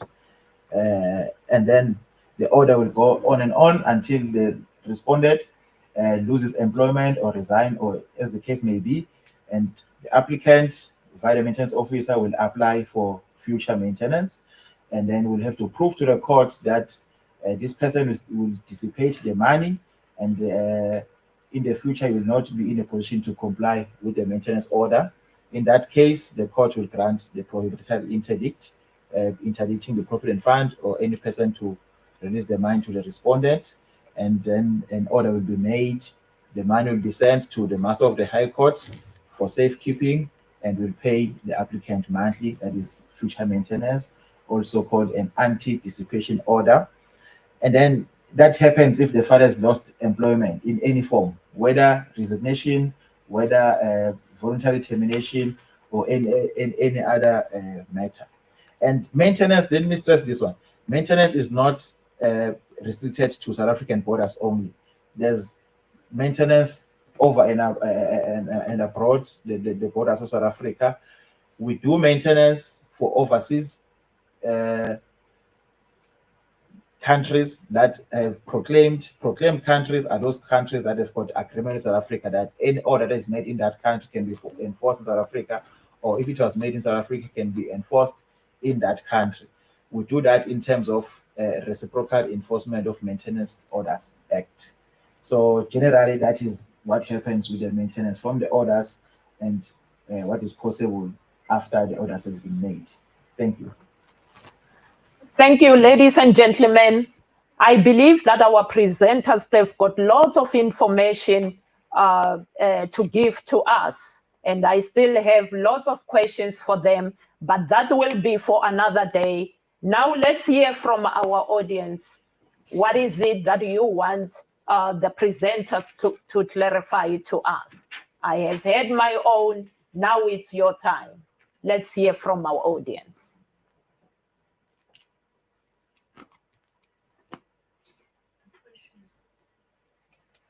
Questions, ladies and gentlemen? Okay.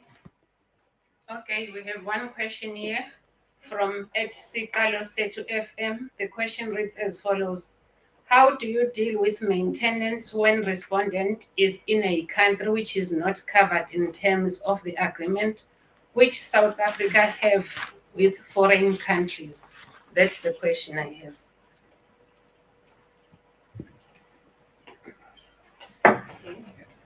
We have hands from Microsoft Teams. We will take a question from Tsepiso Sehauke.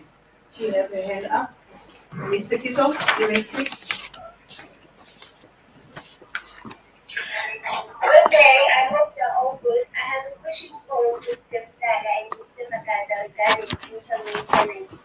Mr. Mdala and Mr. Makata, this is Tsepiso speaking from Balfour Magistrate Court. Can you please clarify for me regarding future maintenance? How do we exactly go about it? Because it has a lot of rules. It's different from the other orders that we usually make. Can you please clarify on that? Thank you. Thank you. We have another question from Rendane Mtangeni. Mr. Rendane? Good morning. Morning. Mr. Mdaga, I have two questions. One is a follow-up with regard to witness fees. Can you hear me? Yes, we can hear you. Advocate Magata. Okay.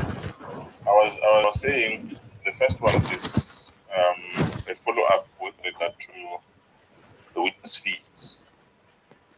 I wanted to find out if is it applicable to both the applicant and the respondent? Are they both allowed to claim? I see Advocate Magata seems not to be. Am I audible enough for him? Yes, you are.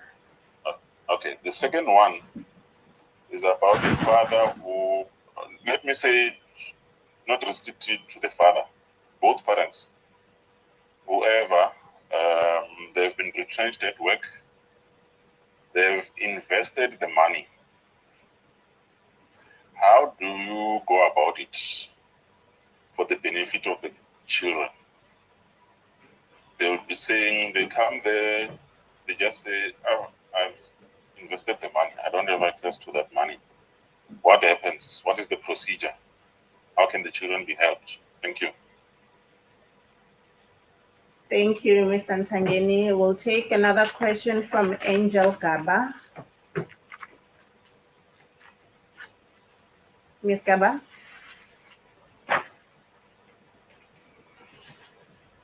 Ms. Gaba, you are still muted.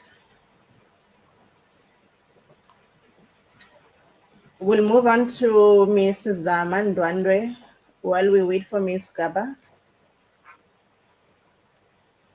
Good morning. I have one question. If the father of the child passes away and I have put him in maintenance, upon his payouts coming out, will I be getting anything for the child support since he passes on and is already under maintenance? Thank you, ma'am. And then we have the last question from Botsang Pawe.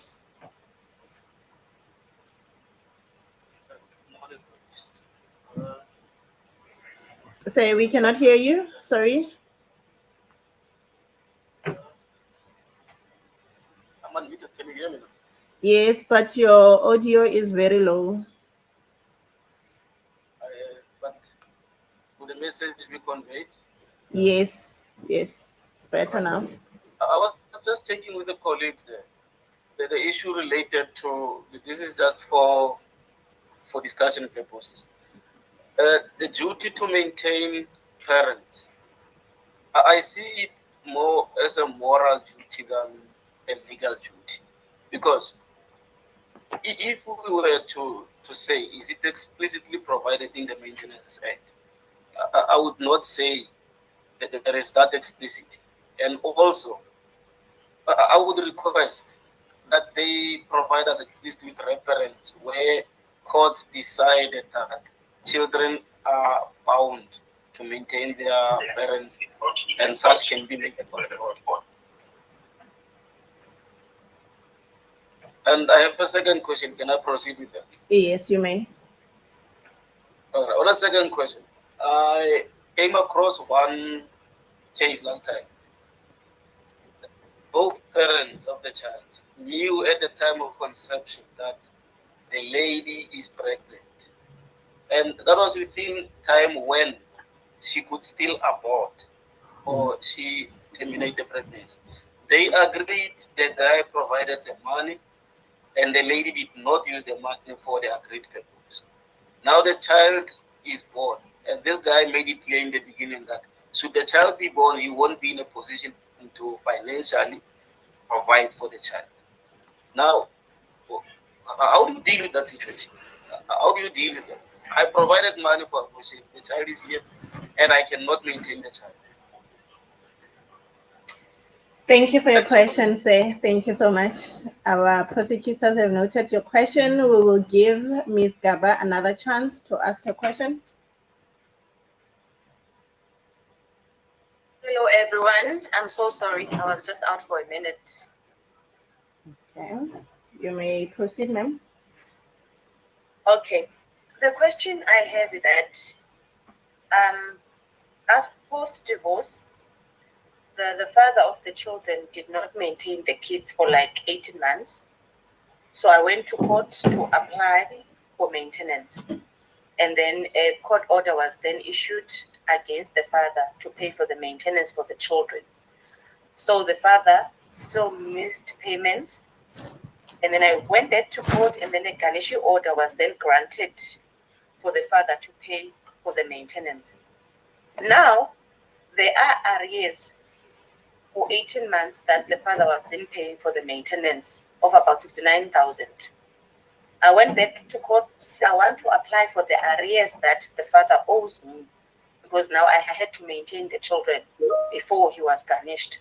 So the court says to me that they cannot garnish him for the second time because they garnish him for the maintenance, for arrears. They cannot garnish him for arrears. And the second thing is that he does not pay the school fees, as the order is saying that he must pay for school fees. He owes the school fees for the whole of 2 years. When I ask him, why don't you pay the school fees? He says I must pay the school fees because he's paying for maintenance. How can I go about making sure that he does pay the school fees and he pays the arrears that he owes me? Thank you so much. Thank you, ma'am. Can I just get the name of the court where the application was made? It's in a magistrate court in Port Elizabeth. All right. Thank you so much, ma'am. Your question is noted. Thank you. Thank you.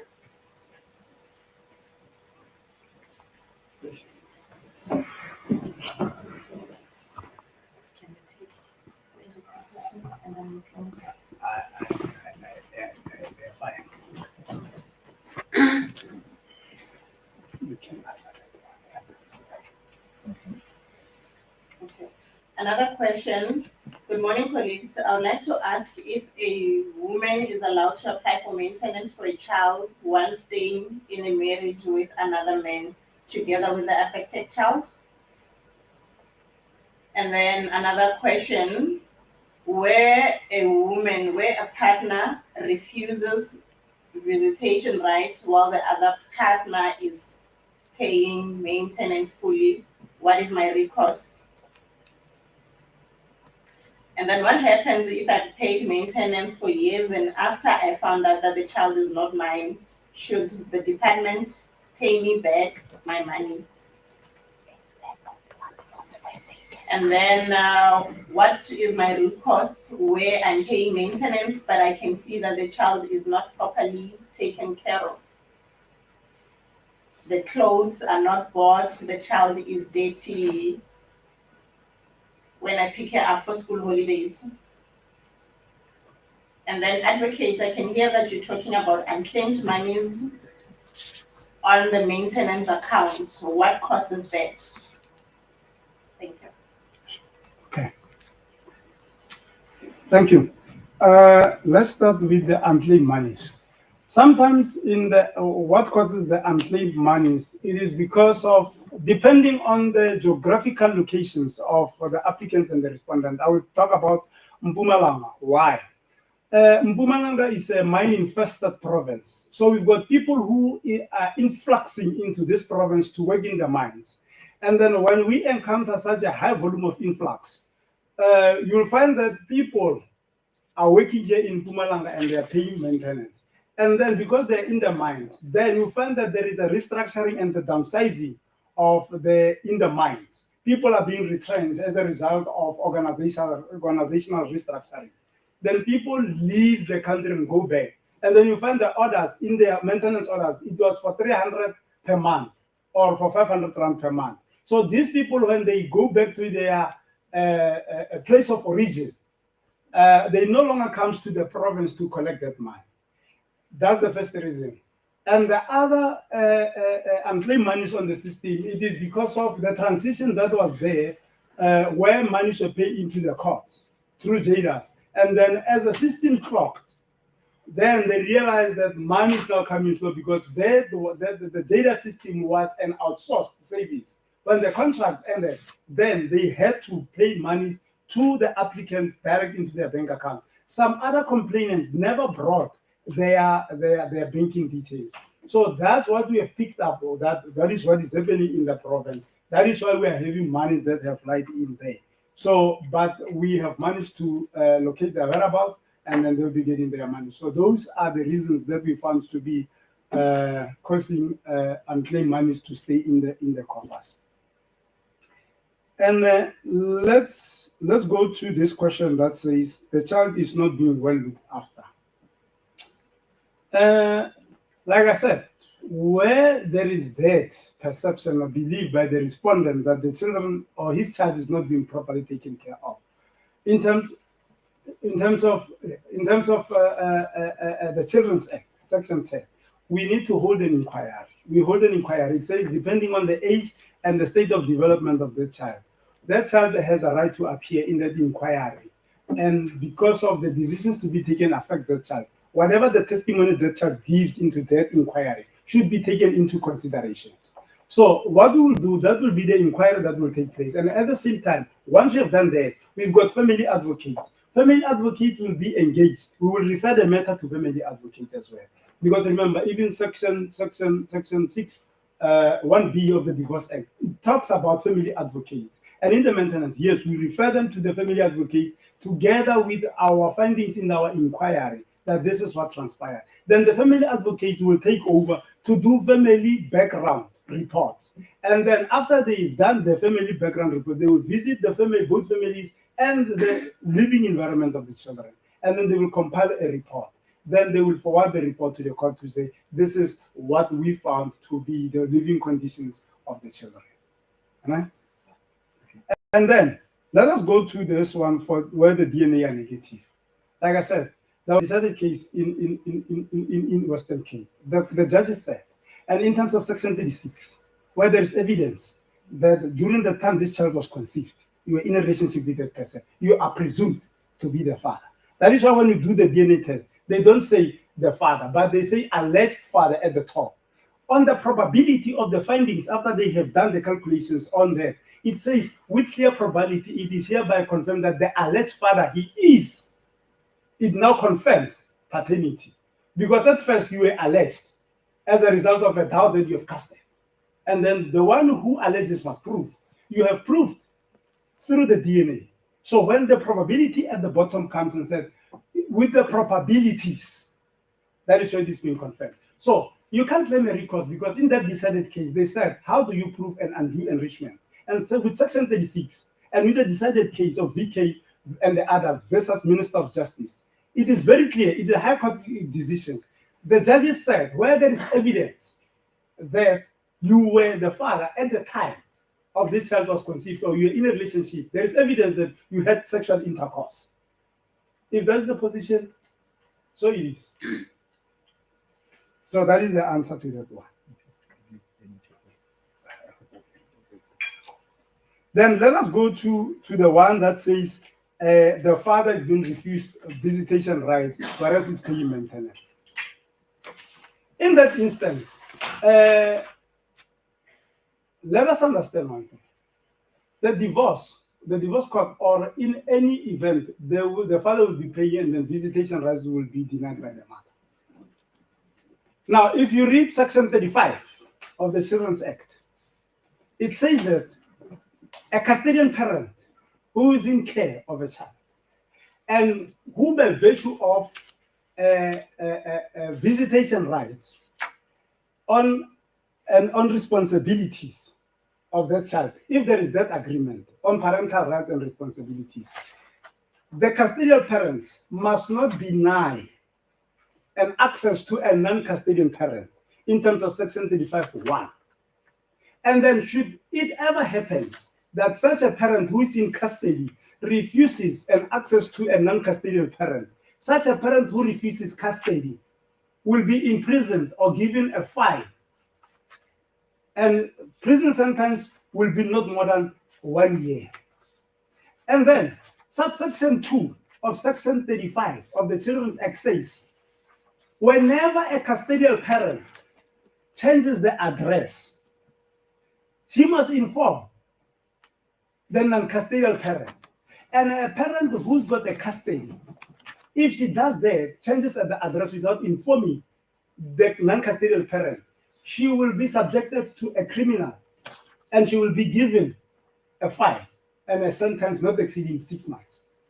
And that is so possible. There's a case, BMGS versus MBS. In that case, the non-custodial parent refused, the custodial parent refused, the mother refused the father an access. Then after she has so done, the respondent, that is the father, went and registered a case, a criminal case at SAPS. And then in that case of BMGS versus MBS, that is where the mother was given 12 months imprisonment for being in non-compliance with parental rights and obligations in terms of Section 35 of the Maintenance of the Children's Act. The answer for this person is in Section 35. BMGS versus MBS, that is the case where the mother, a custodian parent, was given a sentence. It happened in Gauteng High Court. Dava, you can take over. Thank you. Okay, I will answer combining some of the questions because some of the questions they interlink. Firstly, I'll go to the first one that says what happens if the respondent is in the country that is not proclaimed. Unfortunately, because the country is not proclaimed, South Africa cannot enforce any order against the respondent in a proclaimed country or territory. Only those that South Africa has got agreements with, because the procedure is that it must be sent to international relations. International relations must send to the South African embassy in that country. And then if South Africa does not have a representative in that country, there's nothing that we can do. So a short answer is, unfortunately, there's nothing that we can do if the person is in the unproclaimed country. And then the second question is that I'm going to answer is that Section 11 provides rights and privileges of witnesses that are appearing in the maintenance court. And in subsection 1, it provides that any person that is appearing in the maintenance court shall have a right to traveling expenses. It excludes the respondent. It says any person other than the person in whom against the order will be made. However, in subsection 2, it makes a provision. It says that the respondent may be entitled to traveling expenses as well. And if I could quote for you, colleague, the maintenance court may order that any person against whom a maintenance order may be made be paid. And then it puts two provisions in which how can the person be paid. It says it shall be paid in a prescribed allowance for traveling to and from court, and shall be paid such allowance as may be paid to a witness for the accused in a criminal court. So all the parties do deserve the traveling expenses. And then Tepi so in Balfour asked about the procedure for future maintenance. The procedure for future maintenance starts whereby when you send an order to the company for deduction, the order has got a provision that says if the person leaves service, you shall within 7 days notify the court that the person has left service, and the company will not be in a position to comply with the order in the future because the person will not be having any salary anymore. So if now there's 3 instances whereby the court can be made known that the person is not working anymore.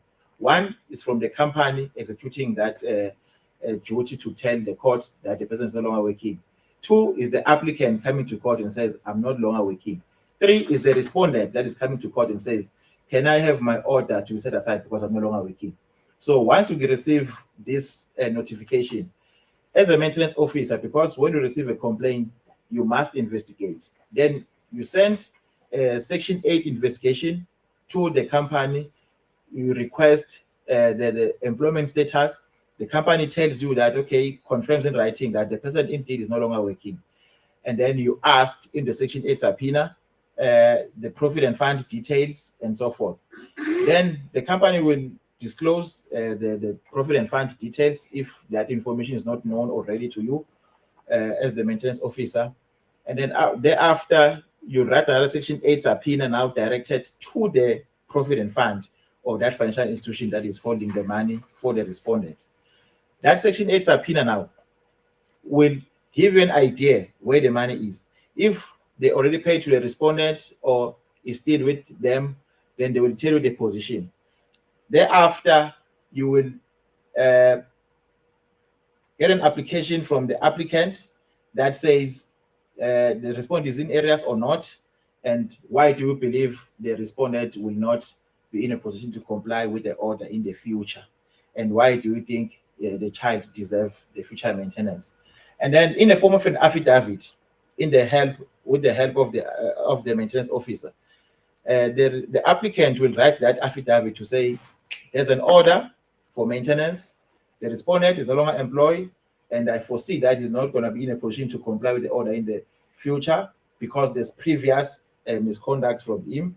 Is immoral, is sometimes he did not pay maintenance, or even if he does not have any previous misconduct. The fact that it does have a maintenance file, it means that there was at some point some push for him to pay maintenance. So that is enough to prove to the court that this person might not be in a position to comply with the order in the future if all the monies are paid to him.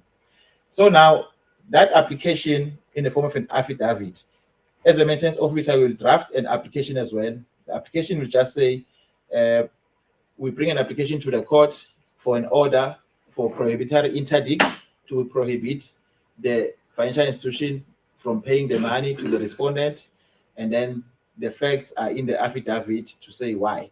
And then a ruleness will be granted by the court to say that any person that feels the order should not be made final should come to court to say their position. If those people don't come to court, and then the order will be made final. The order itself should cite the master of the High Court as the second respondent, and then the third respondent will be the Provident Fund, and obviously the first respondent will be the main respondent, which is the father of the child. So now, after the order is made to tell that the Provident Fund must keep the money or must pay to the master of the High Court, for the master of the High Court to pay it monthly to the applicant, or they must keep it themselves so that they can pay the applicant every month. So this is not found in the Maintenance Act, it's found on decided case law. There's a lot of case laws to that effect. Okay, there was one last question. There are many questions that are coming in. We are aware of that. We know that maintenance is a pressing issue, but then there is one question that was asked about a lady being pregnant, and then abortion has to be done, and it was never done. It is very clear that there is no man who will determine and instruct the reproductive system of a woman. You will never determine the reproductive system of a woman. When we talk about the central components, when we talk about the central components of GBV, this is one of them, having to say you must do an abortion. So that is why I'm saying there is no man who will control the reproductive system of a woman. If a woman decides to keep that child, the person who actually had intercourse with that woman and impregnated her, as a result, by virtue of having sexual intercourse in terms of Section 35, Section 36 of the Children's Act, he is presumed to be the father. And then if he wants to do DNA test, he can go and do DNA tests. But there is evidence, it's in compliance. The woman was right within her rights, not only her rights, but her reproductive rights as a woman to have and carry that pregnancy. So the person who impregnated that woman will pay the costs. Last one, can I provide the case law just for the parents that deserves maintenance? Colleague, the case law is Ford versus Allen. That was an old case, 1925 TPD 5. The provision there, it says, it is unjust that a father should be in want while his son living in affluence. So you should just check that case. It's been the law has been like that and hasn't been changed. So it's not a moral but a legal issue, this one. Thanks. Thank you, colleagues. Can we take the last two questions and answer them under 2 minutes? How do you enforce Section 41 proceedings? And then, is spousal maintenance still applicable even after the parties have been divorced for more than 5 years? 2 minutes. Thank you. On the divorce, if parties are divorced, the moment the decree of divorce is granted, that duty of spouses to maintain each other falls off. It falls off because one must understand that for spouses to maintain each other, according to law of persons, that's what we call the invariable consequences of a marriage. One of the invariable consequences is that each parties will resume the responsibilities of each other in terms of maintaining and supporting one another. Conviction of criminal proceedings or the conversion of the criminal proceedings to McFarland. Yes, to section the 41. section 41. Yes. Right. The law is very simple. It says that when we do the conversion, let us say that in the proceedings, we find that we've taken the matter for section 31, and then it appears in section 31 that there is a defense for the respondent not to have been able to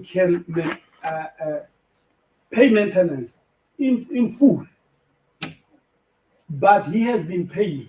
There might be certain reasons why. The respondent has been paying maintenance this month and this month not been paying. And then where there was the lack of means, then we cannot say a person is owing. And you might find various factors are taken into considerations. And then you might find that somewhere in the process of non-payments, in one of the cases, they said where the respondent has an irregular employment, he cannot be said he is owing maintenance because of an irregular employment that he had.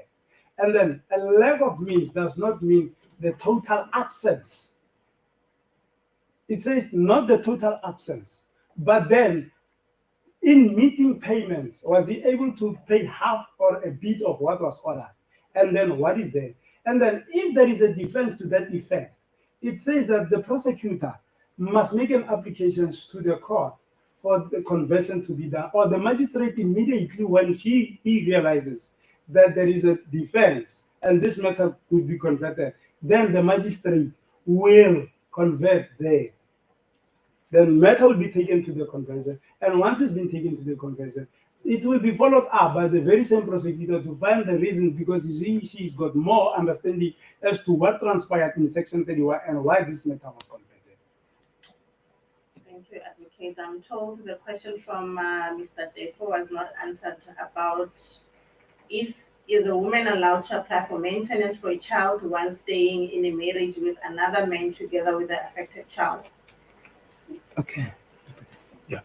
Okay. Sorry about that. There is no duty on the husband on the current husband to take care of that child, because marriage does not automatically gives the guy, the new husband or the person that is staying with the lady, a right to adopt the child. So the father still have full parental rights and responsibility. Responsibility is one of them is maintenance. So yes, the lady can apply for maintenance against the person that is not staying with. Thank you. And Tangeni, and I think Tangeni Rendani wanted to find out whether if the person has been paid already and the money is hidden somewhere for future maintenance, I think Is invested. is invested. There's a principle of piercing the veil. Piercing the veil is whereby there's assets or money hidden somewhere, including in a trust, for whatever reason, but to keep it out of reach of the applicant. So in some instances, the court may find out and order that money be put for distribution or for maintenance if that person took the money from the provident fund before the court knew, and then put it somewhere and to keep it out of reach of the applicant and the court. So they may use the principle of piercing the veil. Buy-in host versus buy-in host. Thank you so much. The garnishing order question. There is a garnishing order in place against the father of the children after 18 months of not paying maintenance post-divorce. He only pays maintenance as it is garnished, but he ignores the other paragraphs of the court order, which is to pay school fees and buy summer clothing for his children. He no longer buys the clothes, and then what can I do? Secondly, the maintenance order is in areas of about 69,000 that he owes me at the court. They say since there is a maintenance garnishing order, they cannot garnish him again for the areas.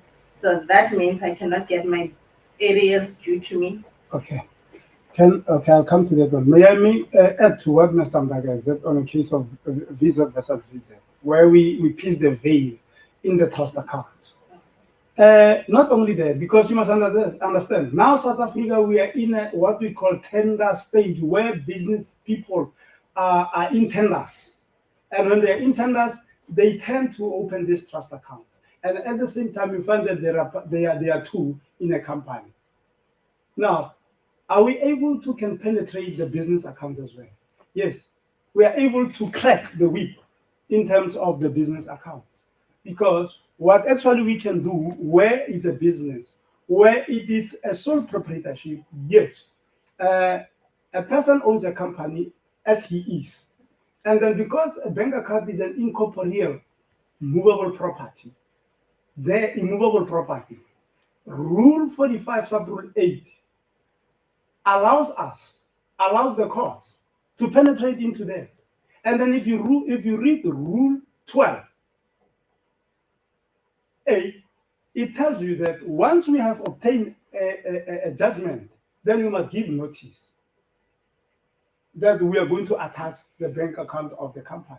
That was in a case of South African Ghana Oil, Pty Ltd, versus Intergard International Pty Ltd. So in that case, we are able to attach the business accounts. And what we can also do in the businesses, what we are able to do as the courts, we are able to attach the shares, but not the assets, because it is a close corporation. But we are able to attach the shares of that individual. That is what the law allows us to do. So if we read that case, it will tell you that there must be a notice, a right to inform, and then a debt to attach, which are the two center pillars of the application.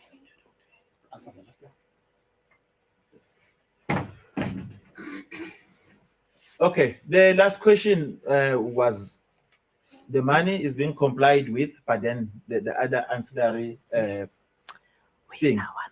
Yes, you do have a right to apply for areas against the school fees, clothing, and so forth, because the order is one. It's just divided into twofold. A is the cash, B is the ancillary order to the amount.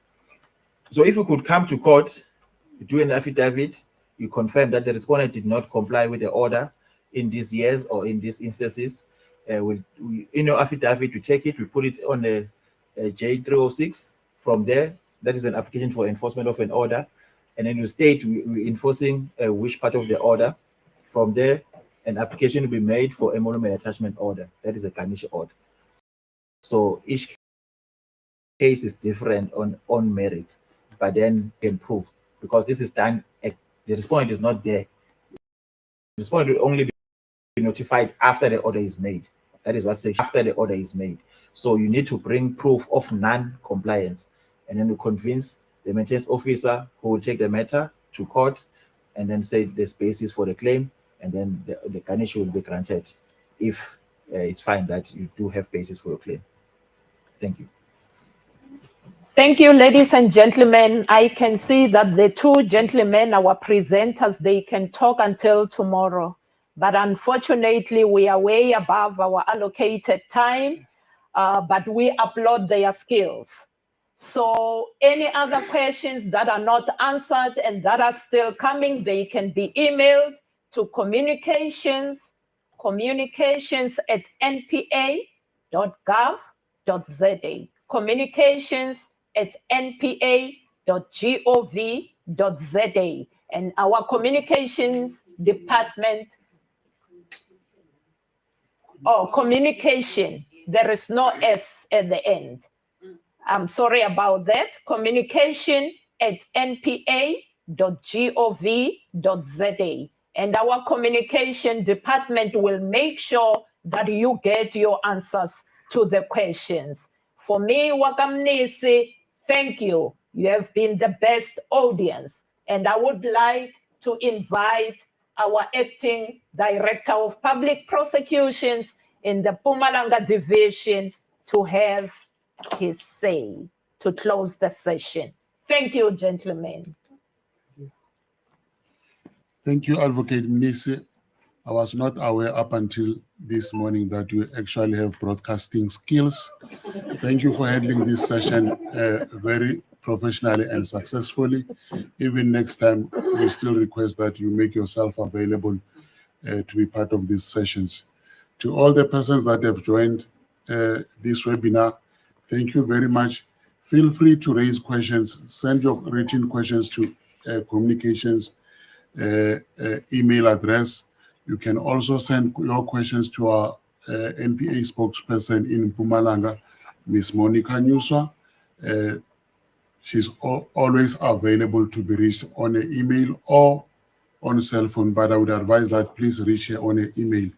To our maintenance clerks and maintenance prosecutors, I plead with you that every time that you deal with a maintenance case, please act promptly on that matter, because if you delay, it's affecting the rights of other persons negatively. Do not delay on settling those matters. To our brothers and sisters who have maintenance matters, please make every effort to deal with those matters as speedily as possible. If there are issues, go to persons with knowledge and expertise to advise you. Do not readily take advice from the street from persons who do not have knowledge and insights about maintenance matters. There are issues of DNA. I know that that is a very contested field for purposes of maintenance. Abantu bakhala ngokuthi babanjiswa ama-penalty nama-kick-off. It's part of life. Have it sorted out, but you cannot claim past maintenance because with DNA report akusuwo uyise walo mntwana. Nani bomama i-maintenance duty ikhona kini in deserving cases ukuthi supporta umntwana ohlala omshiya ukuthi ahlale nomzali ongubaba. Nobaba nawe unaso isibophezelo sokuthi usapote umntwana obashiye nomama wabo. So indaba ye-maintenance iyasithinta sonke. Ithinta thina abantu esisebenza ngawo maintenance, ithinta nathi abantu esifanele sikhokhe maintenance noma samukele maintenance. Kulabo abathola maintenance, leyo mali isebenziseleni ukukhulisa abantwana, ayokwenza okunye ongahlangani nokukhulisa abantwana. Siyabonga kini nonke, siyabonga kusibongile Baloyi no Mr. Luzuko Kyala ababuya head office okuyibona besiphathele ama-cameras lana. To all the persons who have joined, thank you. This is the end of our session.